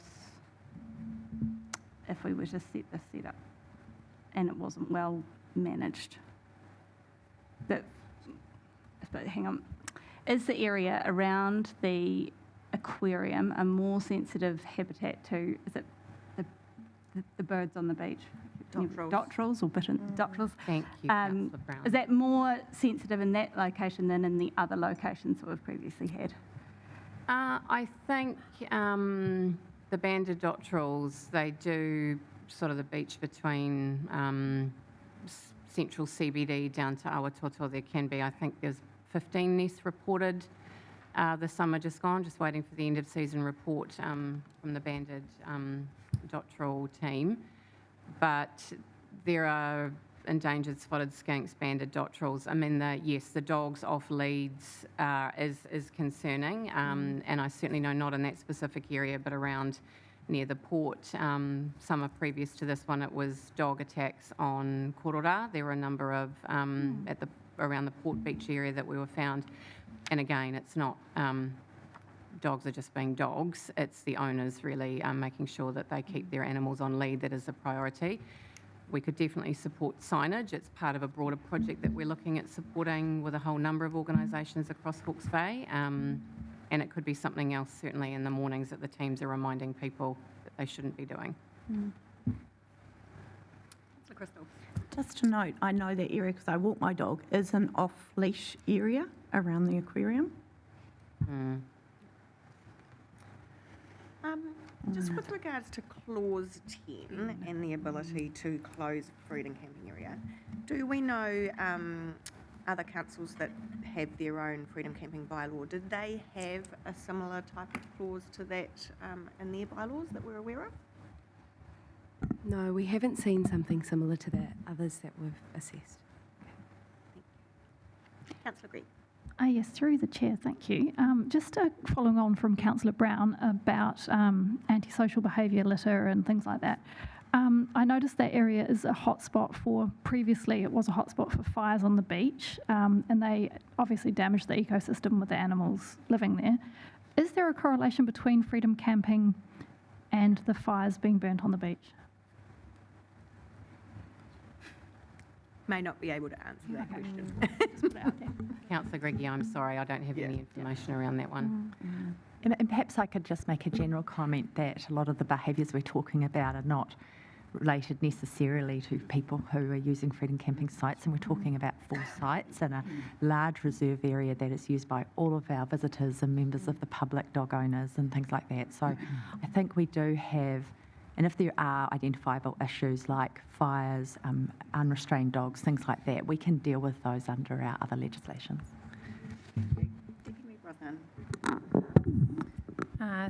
Thank you. Through you, Madam Mayor. I have a number of questions, if that's all right, team, just to work through. The first is I'd just like to clarify the legislation framework, as there was some question of this in the submissions. And please, I'll give you my understanding. Please let me know if I'm incorrect. So the overarching legislation is our Local Government Act, in particular Section 156 with regard to the review and amendment of a bylaw, and that is set out and reinforced in Section 14 of the Freedom Camping Act. Can I clarify that that is correct? Yes, there's the extra layer of the reason specifically for this paper as well as part of a special consultative procedure, which is why the LGA covers in this. The power to make a bylaw, however, is Section 11 of the Freedom Camping Act. Fantastic, thank you very much. My second question is in regards to the comments made in your introduction around the commentary from submitters around additional sites in the CBD. So you noted in your summary that if we would like to consider this, that additional resourcing for enforcement, etc., would be required.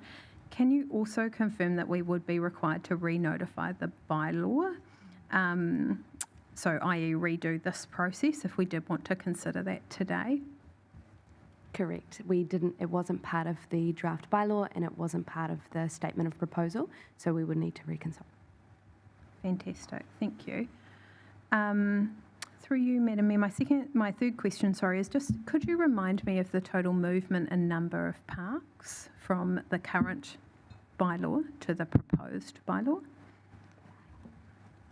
I think it's a reduction of 4. That's right. Yeah, that's my understanding, but I just wanted to... Yes, that's correct, including the 4 currently at West Shore. Yeah, so 8 at Foreshore, 4 at West Shore, plus a possible 4 at another site. So a negative Equals variation of 4? Minus 4. Minus 4, thank you. And through you, Madam Mayor, my final question is just in regards to the car park affected by the Sunday markets. Are you able to confirm that we could consider that site as it was part of this consultation and wasn't one of the discounted sites fully as being unacceptable for freedom camping? So are you in a position to advise us on if we can prepare some guidance on appropriate timeframes for parking or options for that site to consider today, or would that require additional work? Yeah, so we were aiming to bring an operational paper to you after the decision was made about what the final sites would be, so we would seek to bring that information through that process as well. Great, thank you very much, Madam Mayor. Councillor Simpson. Yeah, through you, Madam Mayor. I think the difficulty, I'm trying to create a question. I think the difficulty for us around the demographics is our numerical evidence is historic.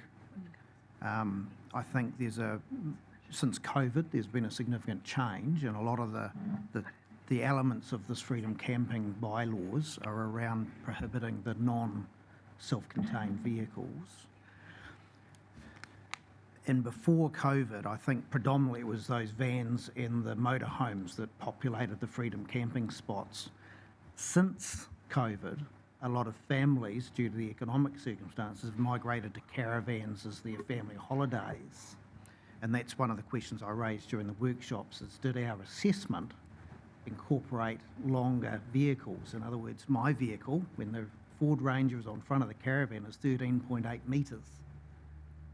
Because people are using more caravans and some motorhomes now have tow vehicles, so they have a small vehicle that they tow behind the motorhome, has our analysis been forward-thinking enough to incorporate parking that does accommodate those long tow vehicles? In other words, they want to pull up and park without disconnecting.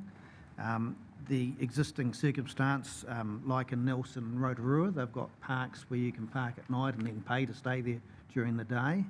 But the difficulty for us is are we making enough provision for people that effectively have 2 vehicles and therefore the shortness? I wouldn't even consider taking my caravan into some of our parks because I just simply wouldn't manoeuvre through them. But has our bylaw and our thinking been taken into consideration that some people are going to actually want 2 car parks? Through you, Madam Mayor. Thank you, Councillor Simpson, for your question. That's a very good one. Aside from the current availability at the pump track, no. But should council wish to open a new park, there's an opportunity there to scope what those parks, how they're configured to potentially accommodate some of those longer vehicles. I think on the basis that it is essentially a first come, first served scenario that we're talking about. So you're suggesting that within the sites that we select in the bylaw process, we could look to actually reconfigure in a way to provide some larger spaces? Yes, we could look at that as part of the operation kind of plan and mapping it out. Councillor McGrath. Through you, Madam Mayor. I guess we're only fighting over the actual parks and the restricted parts of it, aren't they? These long vehicles can still park on the side of the road and some of our other parks around the place that you're allowed to park in. So it's just the handful of restricted areas we're discussing here? Yes, that is correct. And there is the ability, as you say, to park for one night in large parts of the city, yes, that aren't prohibited.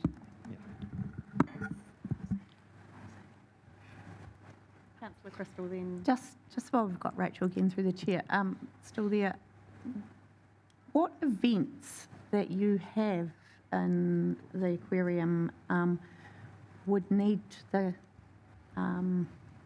put restrictions and or, stop the camper vans being able to freedom camping? You obviously shut down for some things, so how often is that?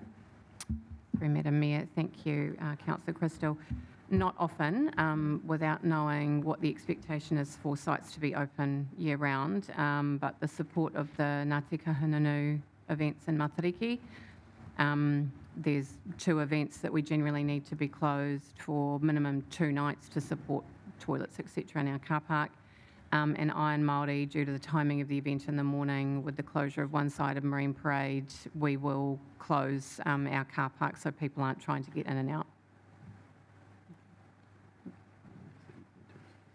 Councillor Brown. Kia ora, through you, Madam Mayor. Really keen to get really clear on who our primary user of these sites are.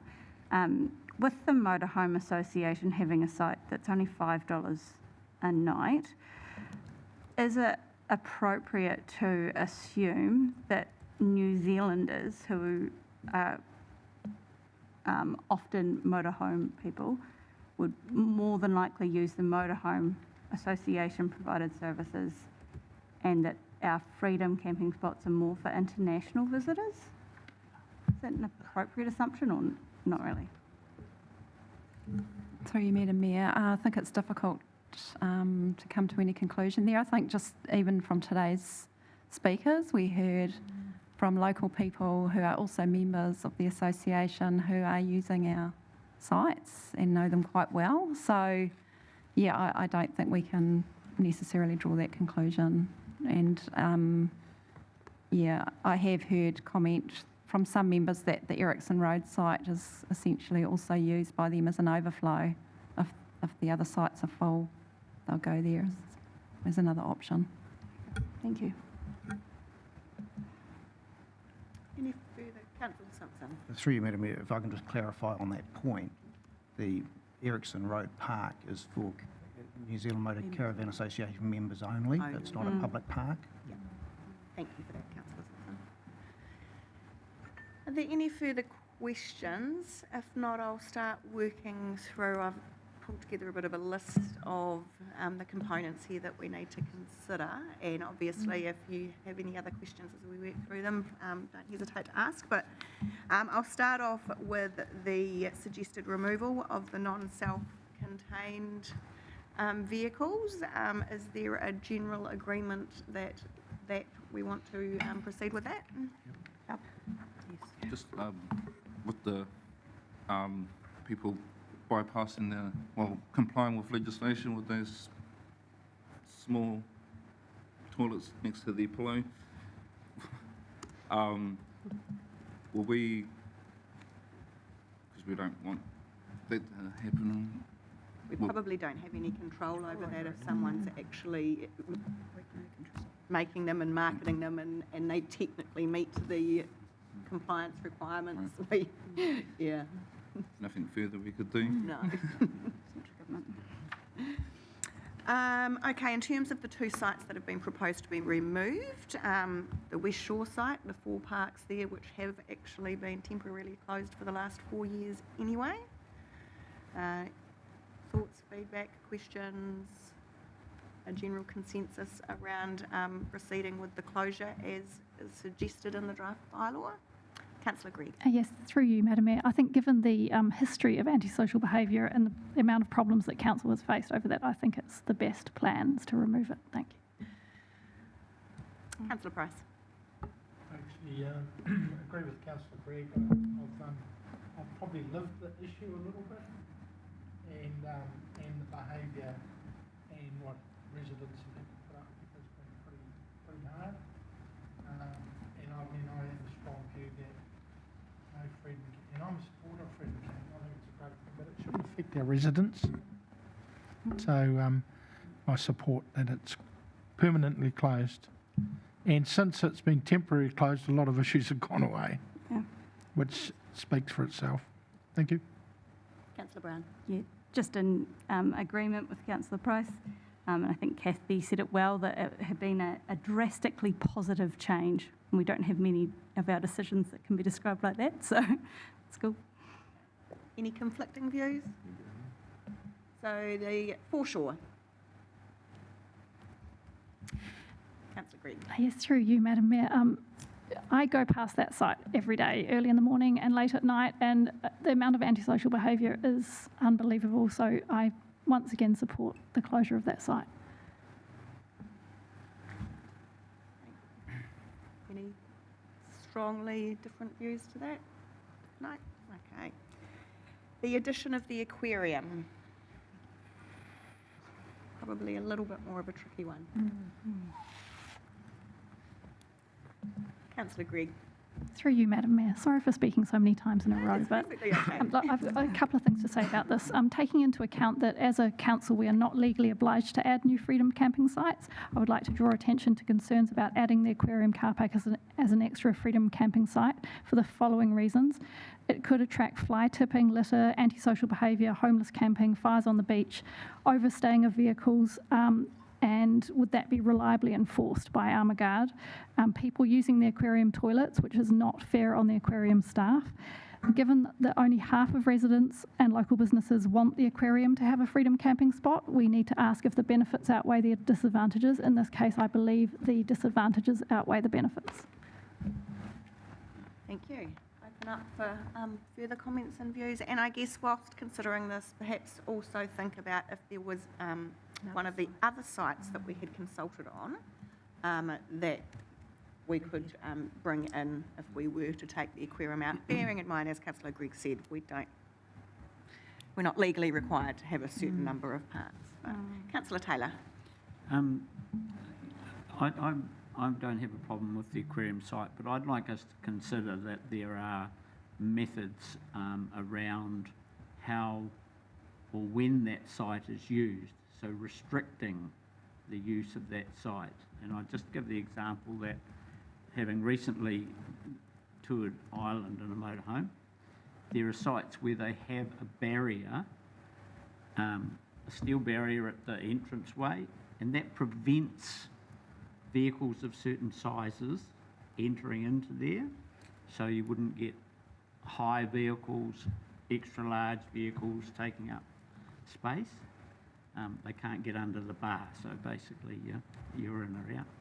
And also a time period by which there's no camping in there before 6 p.m. at night, and vehicles have to be gone by 7:30 in the morning. So I think there's considerations that you can put in, but allow for that overnight camping, and it's not going to restrict local residents having a sea view at that point either. So something just to consider. Okay, Councillor McGrath. Yeah, I'm mostly supportive of the aquarium site, and I like the opportunity for the passive surveillance that it could create for us. But haven't we just agreed to put 8 car parks or something? 4? Is it 4 for electric vehicle charging? So are we going to have any car parks left for our to run the facility and I guess for our customers and community who want to use the place? So that would be my only consideration, that we make sure we think that bit out fully. If we're going to fully self-contained vehicles, I'm hoping they won't be the ones that are causing the trouble into the future. So see how it goes. Councillor Brown. Thank you, through you, Madam Mayor. I think, well, personally, I don't think I'm open-minded to the aquarium site. I think there's quite a lot of operational issues that I'd like to see dealt with before we could say that it's a really good site. So I suppose wondering, because we've got the tone of our signage, the information about the sensitive area on the beach, potentially upgrading CCTV in order to make it appropriate for monitoring this site. Just wondering procedurally how we could get reassurance that the operational mitigations are enough to balance out some of the concerns that we have for the site.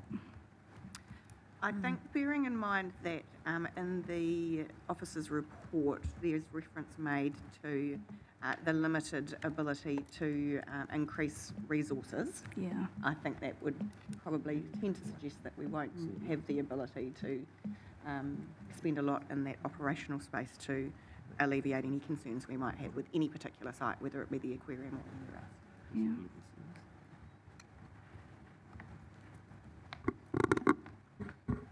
Deputy Mayor Brosnan. Thank you, Mayor Wise. I'm generally supportive, I think, of the addition of the sites at the aquarium. I think being that we are talking about self-contained only overnight spots for up to 4 vehicles in a council reserve car park that has the space, has the oversight, has our staff regularly in that space, I think that actually the benefits are overlaid with all of that more on the positive side for me. I acknowledge and I greatly appreciate, I guess, the comments made by submitters around that balance of us taking into account our visitors, our residents, and the legislation. As we all know, although we're not required to provide a minimum number of parking spots for freedom camping, we are required to provide for this activity, and reducing the number of sites down to a level where essentially it doesn't meet a type of demand that we have already set a bit of a threshold doesn't sit well with me, and that feels punitive to the activity of self-contained freedom camping. So I'm quite supportive of that, those sites at the aquarium, and I'm also supportive, I know you asked us to consider some additional sites at the Coote Road property as well, parking property. So yeah, that's my thoughts on aquarium. Thank you. Yeah. And I'm just looking at the submissions around the other sites which were assessed. It was actually the Ocean Spa car park which received the most support of those other sites.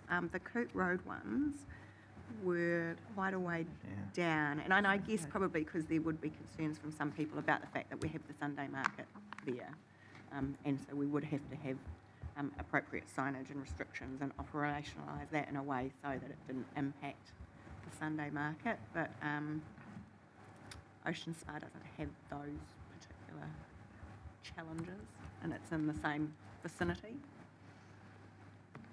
for consideration. Councillor Crystal. I'm supportive of what the Deputy Mayor said about Coot Road. Ocean Spa car park, you wouldn't get long vehicles in there. It's very tight even for a car.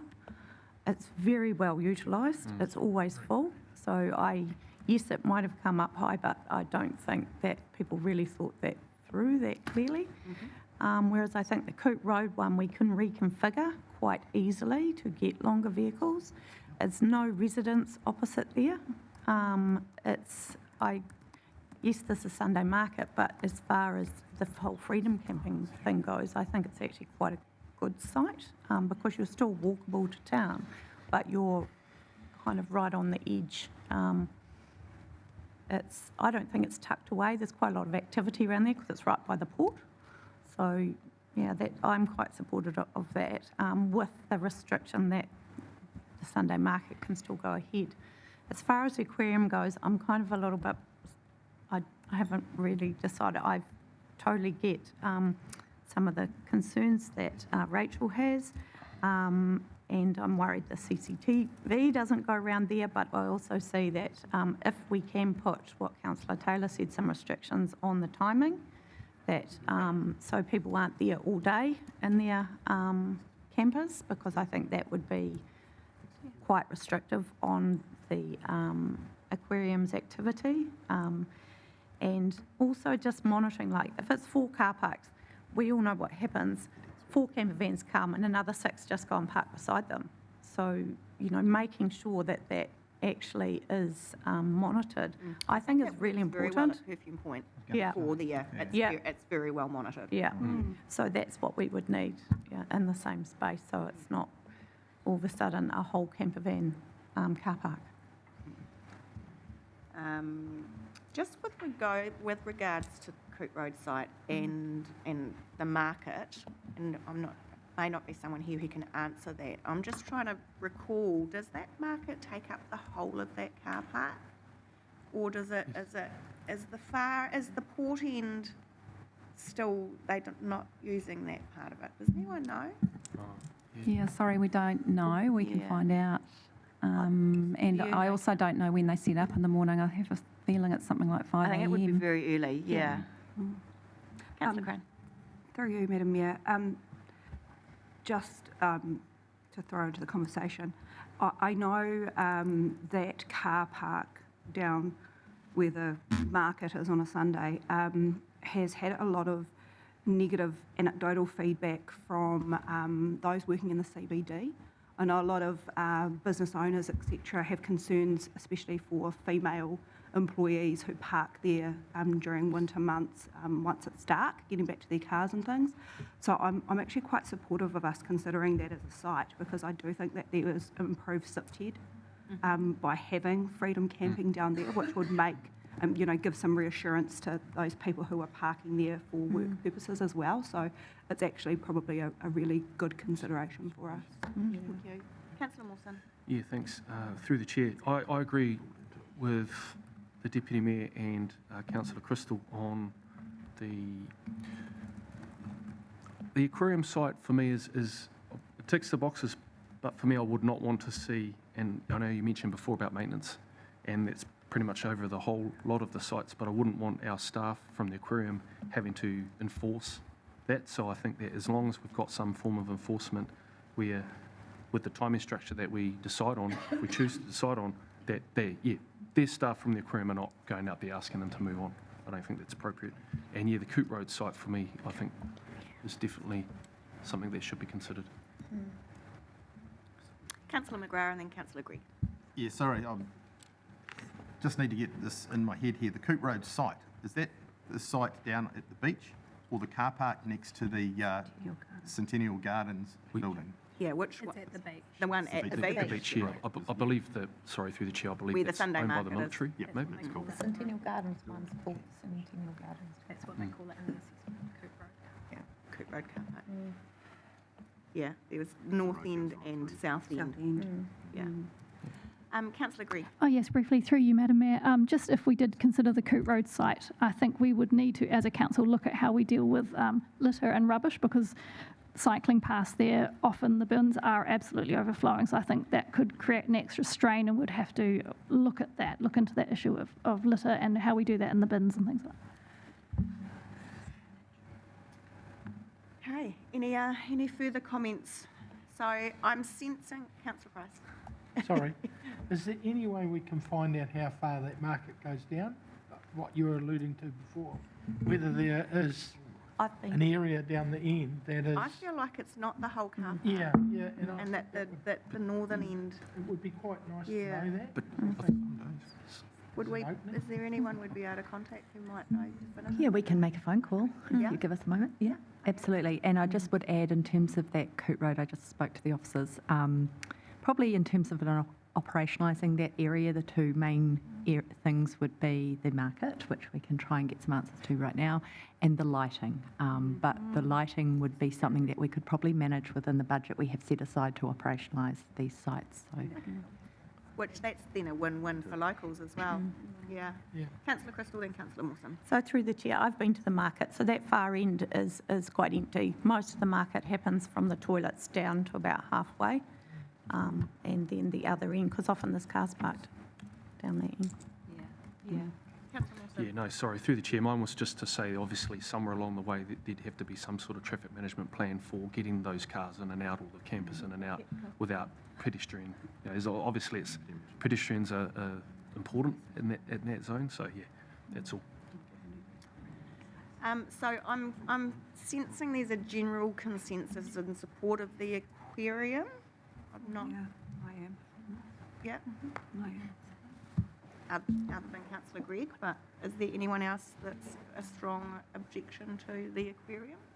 Just with opening, with limited hours would be the only caveat. Yeah, so in terms of how that's operationalised, yeah, so that it doesn't impact on the activities of the aquarium or aquarium staff. Yeah. Okay, and other sites, the Coot Road. And here we've got Coot Road Car Park, North End and South End, and I guess it would be dependent really, I think, if we can minimise the impact on the Sunday market by where the placement of those parks are, that would sort of be the the factor that would where you would actually place the car parks. Yes, through you, Madam Mayor. We're just making a phone call now, but I would suggest that if you are giving us direction that you want to see freedom camping in that Coot Road car park, then when we bring the operational paper back, there might be some options of what that looks like. Yeah. So it might be that we can be more permissive because the market doesn't stretch all the way down, or it might be that there might be more limitations of when they can freedom camp there because of the market. Either way, I think we can make it happen if that's your direction. Right, thank you.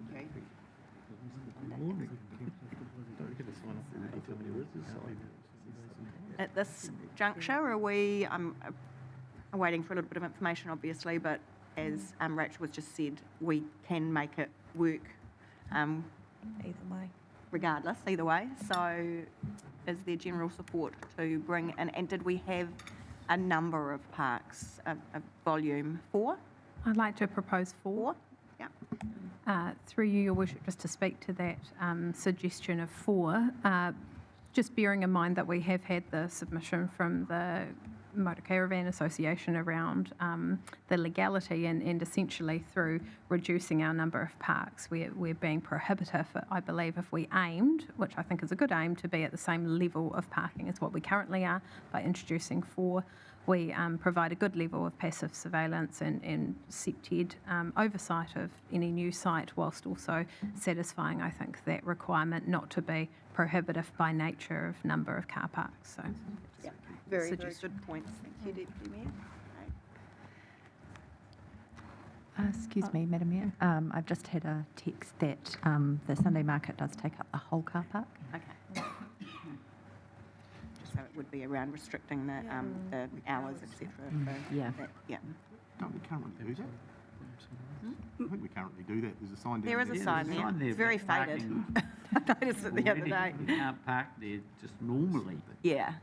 I think it's that overnight element, so that they're not there in the morning when the market people turn up. Okay, so support for 4 to include now 4 parks on the Coop Road, which we will get through the operational report, how that will work. Do we also in that operational report want some consideration given to providing more parks for longer vehicles, or are we satisfied that what we've got is adequate? Deputy Mayor Brosnan?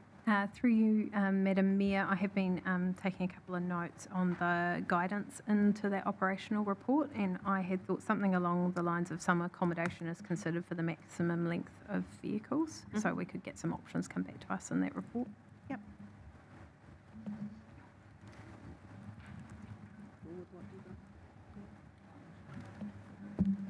Yeah, cool. Thank you. Okay, so yeah, we'll have that come back to us in the operational report. Clause 10. Are we happy to retain that, or do we feel that by having that in there we are being too prohibitive? And Clause 10 is, at the moment, we have the right to close temporarily any of the freedom camping areas to prevent damage, allow maintenance, ensure safety, or provide public access for events. Okay. We need it. Oh gosh, lots of hands. Councillor McGrath. Yeah, I understand why it was talked about. I think perhaps it was talked about because from the outside view, it looked like maybe the word temporary was being abused.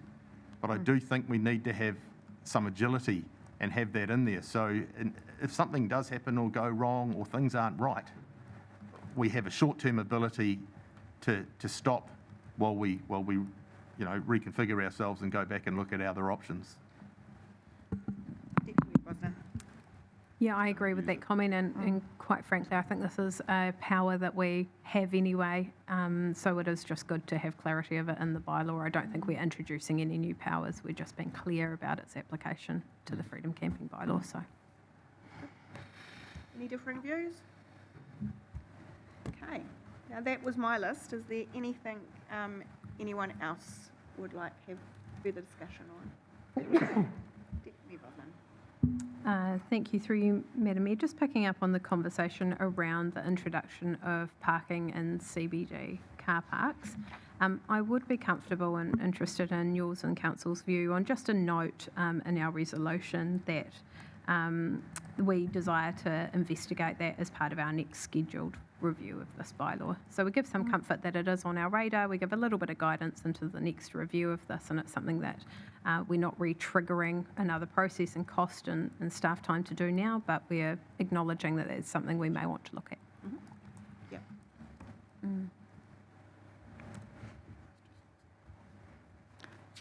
Okay, so the officer's recommendation is to receive and consider all submissions made on the proposed freedom camping bylaw 2025. Oh, sorry, Councillor Brown. Just a procedural question. I note that the restrictions and the conditions are quite clear in the bylaw. Do our opening hours need to go in the bylaw, or are they fine to go in the next operational report for them to have weight? I mean, it's an operational issue. I don't. That's right. The bylaw should only contain the specific sites. Yeah. Awesome. Thank you. Just that it has number of nights, so. Yeah. Yeah.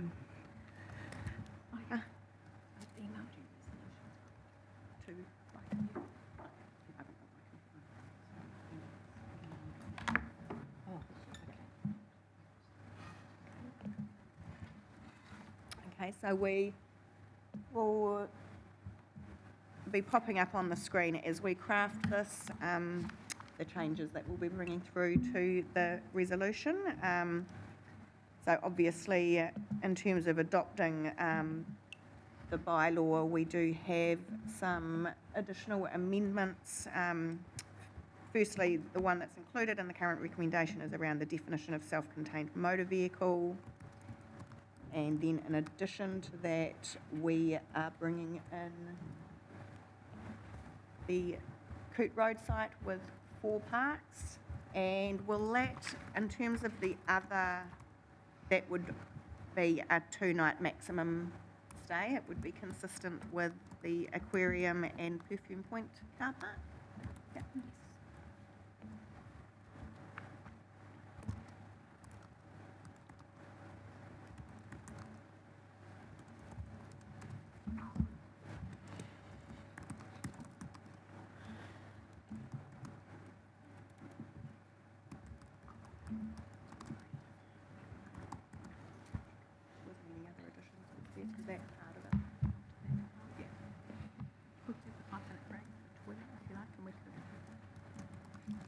We're nearly done.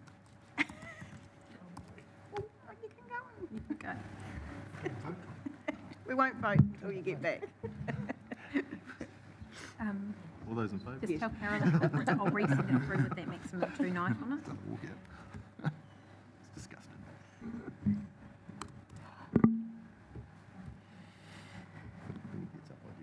Maybe just that it's in alignment with the Perfume Point and aquarium site. Yeah, and record that in our reasoning. Yeah.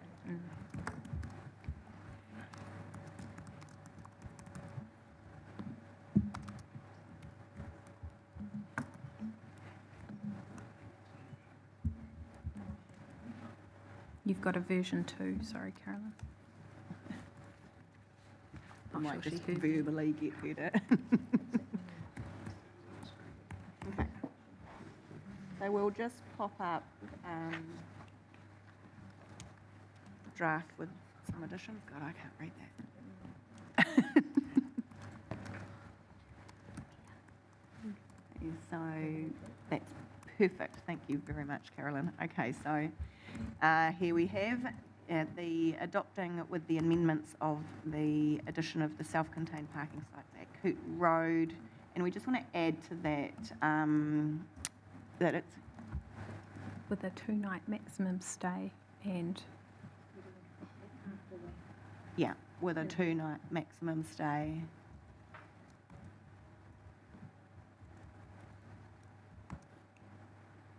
Yep, that's right. Yep, great. Okay, and yes, direct officers to prepare a council report outlining an implementation plan for the adopted bylaw for consideration at a future council meeting to inform operation. I'm not even going to attempt to say that. Of the bylaw. So that is no change from what was there previously, and then providing guidance to officers.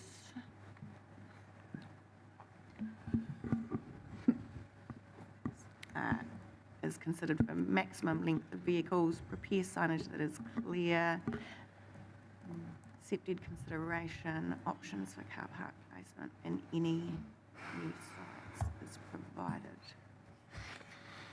Councillor Green. Yes, through you, Madam Mayor. Under D, number 2, could we just add lighting of fires as just to make sure that does go on the sign? I think it's on our current signs. Is it? It does have a thing across through. Yeah. Of the implementation. I like the welcoming. To consider. So just some remove the word wordsmithing that. Well, at that report. Just So taking out the word take out that report. that report. Just to consider. implementation planning report. Okay. And E, subject to minor editorial amendments, and the new F, note council's desire to consider CBD car park parking in the next scheduled review of this bylaw. Through you, Madam Mayor, can I just seek clarification on D1? Is it to restrict the length of vehicles, or is it to accommodate? longer vehicles?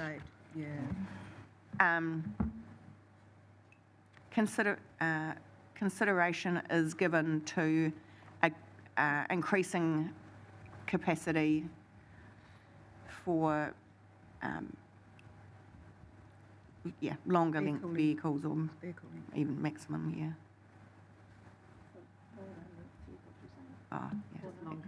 longer vehicles, Perhaps perhaps, Madam Mayor, we could include the word and larger, longer and larger. And larger, vehicles. yeah, because sometimes it's out that way, isn't Yeah. it? Thank And you. I think we just remove some accommodation as just start with the consideration, word consideration. I'm not very good Yeah. at Roman numerally. Councillor Crystal. Just through you, just to number E, I don't know if you've picked it up, but they've missed the T of Tate Drive Reserve and Taradale Road Reserve in the bylaw. Okay. So just so that you guys There's a see it. cheeky number 1 in there as well. Otherwise, it's Airedale and 8. Okay. Might be near place beyond this. So are there any further comments or considerations or anything that, before I ask for a mover and seconder? Just read it again. Yeah, I'll give you a moment to have another quick read through.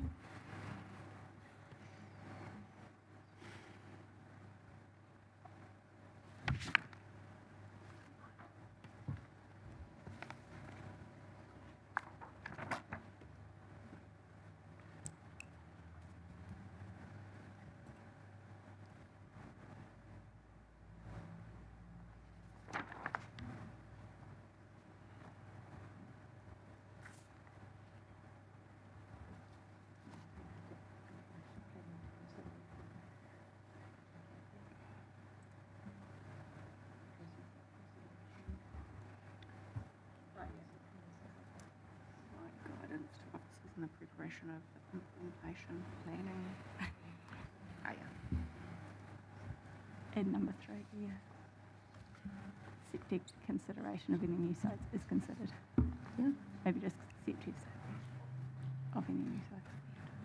Yeah, consider septic.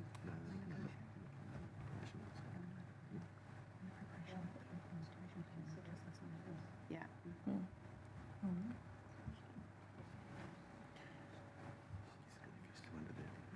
Yeah. Okay. If you've all had time to read it through and understand what we are resolving, I will ask for a mover and seconder, please. Deputy Mayor Brosnan, thank you very much. Seconded by Councillor Brown. Would you like to speak to that, Deputy Mayor? Thank you very much, Mayor Wise, and thank you to the council for what I know has been a number of submissions to read. I think this strikes the right balance. As one of the well-spoken submitters said, we do have a difficult job in balancing the needs of our residents, our visitors, our overlooking landowners and our council resources, as well as all being compliant with what we know is central government legislation that landed on our lap a few years ago. So I appreciate where we've got to. I think it does strike the right balance. We have the same number of provision of freedom camping sites as what we came into this bylaw review with. We have made, I think, very practical amendments to where those sites are to respond to some growing concerns, and I applaud where council has got to with those. I think they are all very practical. I think the resolution that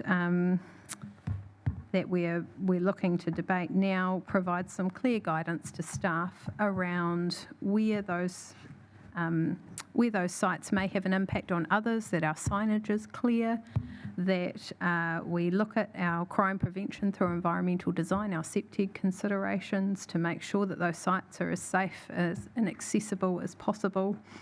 And I think we have made, like I say, some very practical recommendations on new sites. So fully support where the council's got to in its discussion today and welcome others' thoughts. Thank you, Mayor Wise. Thank you, Deputy Mayor Brosnan. Councillor Brown. I'll reserve. Reserve. Open up for any other speakers.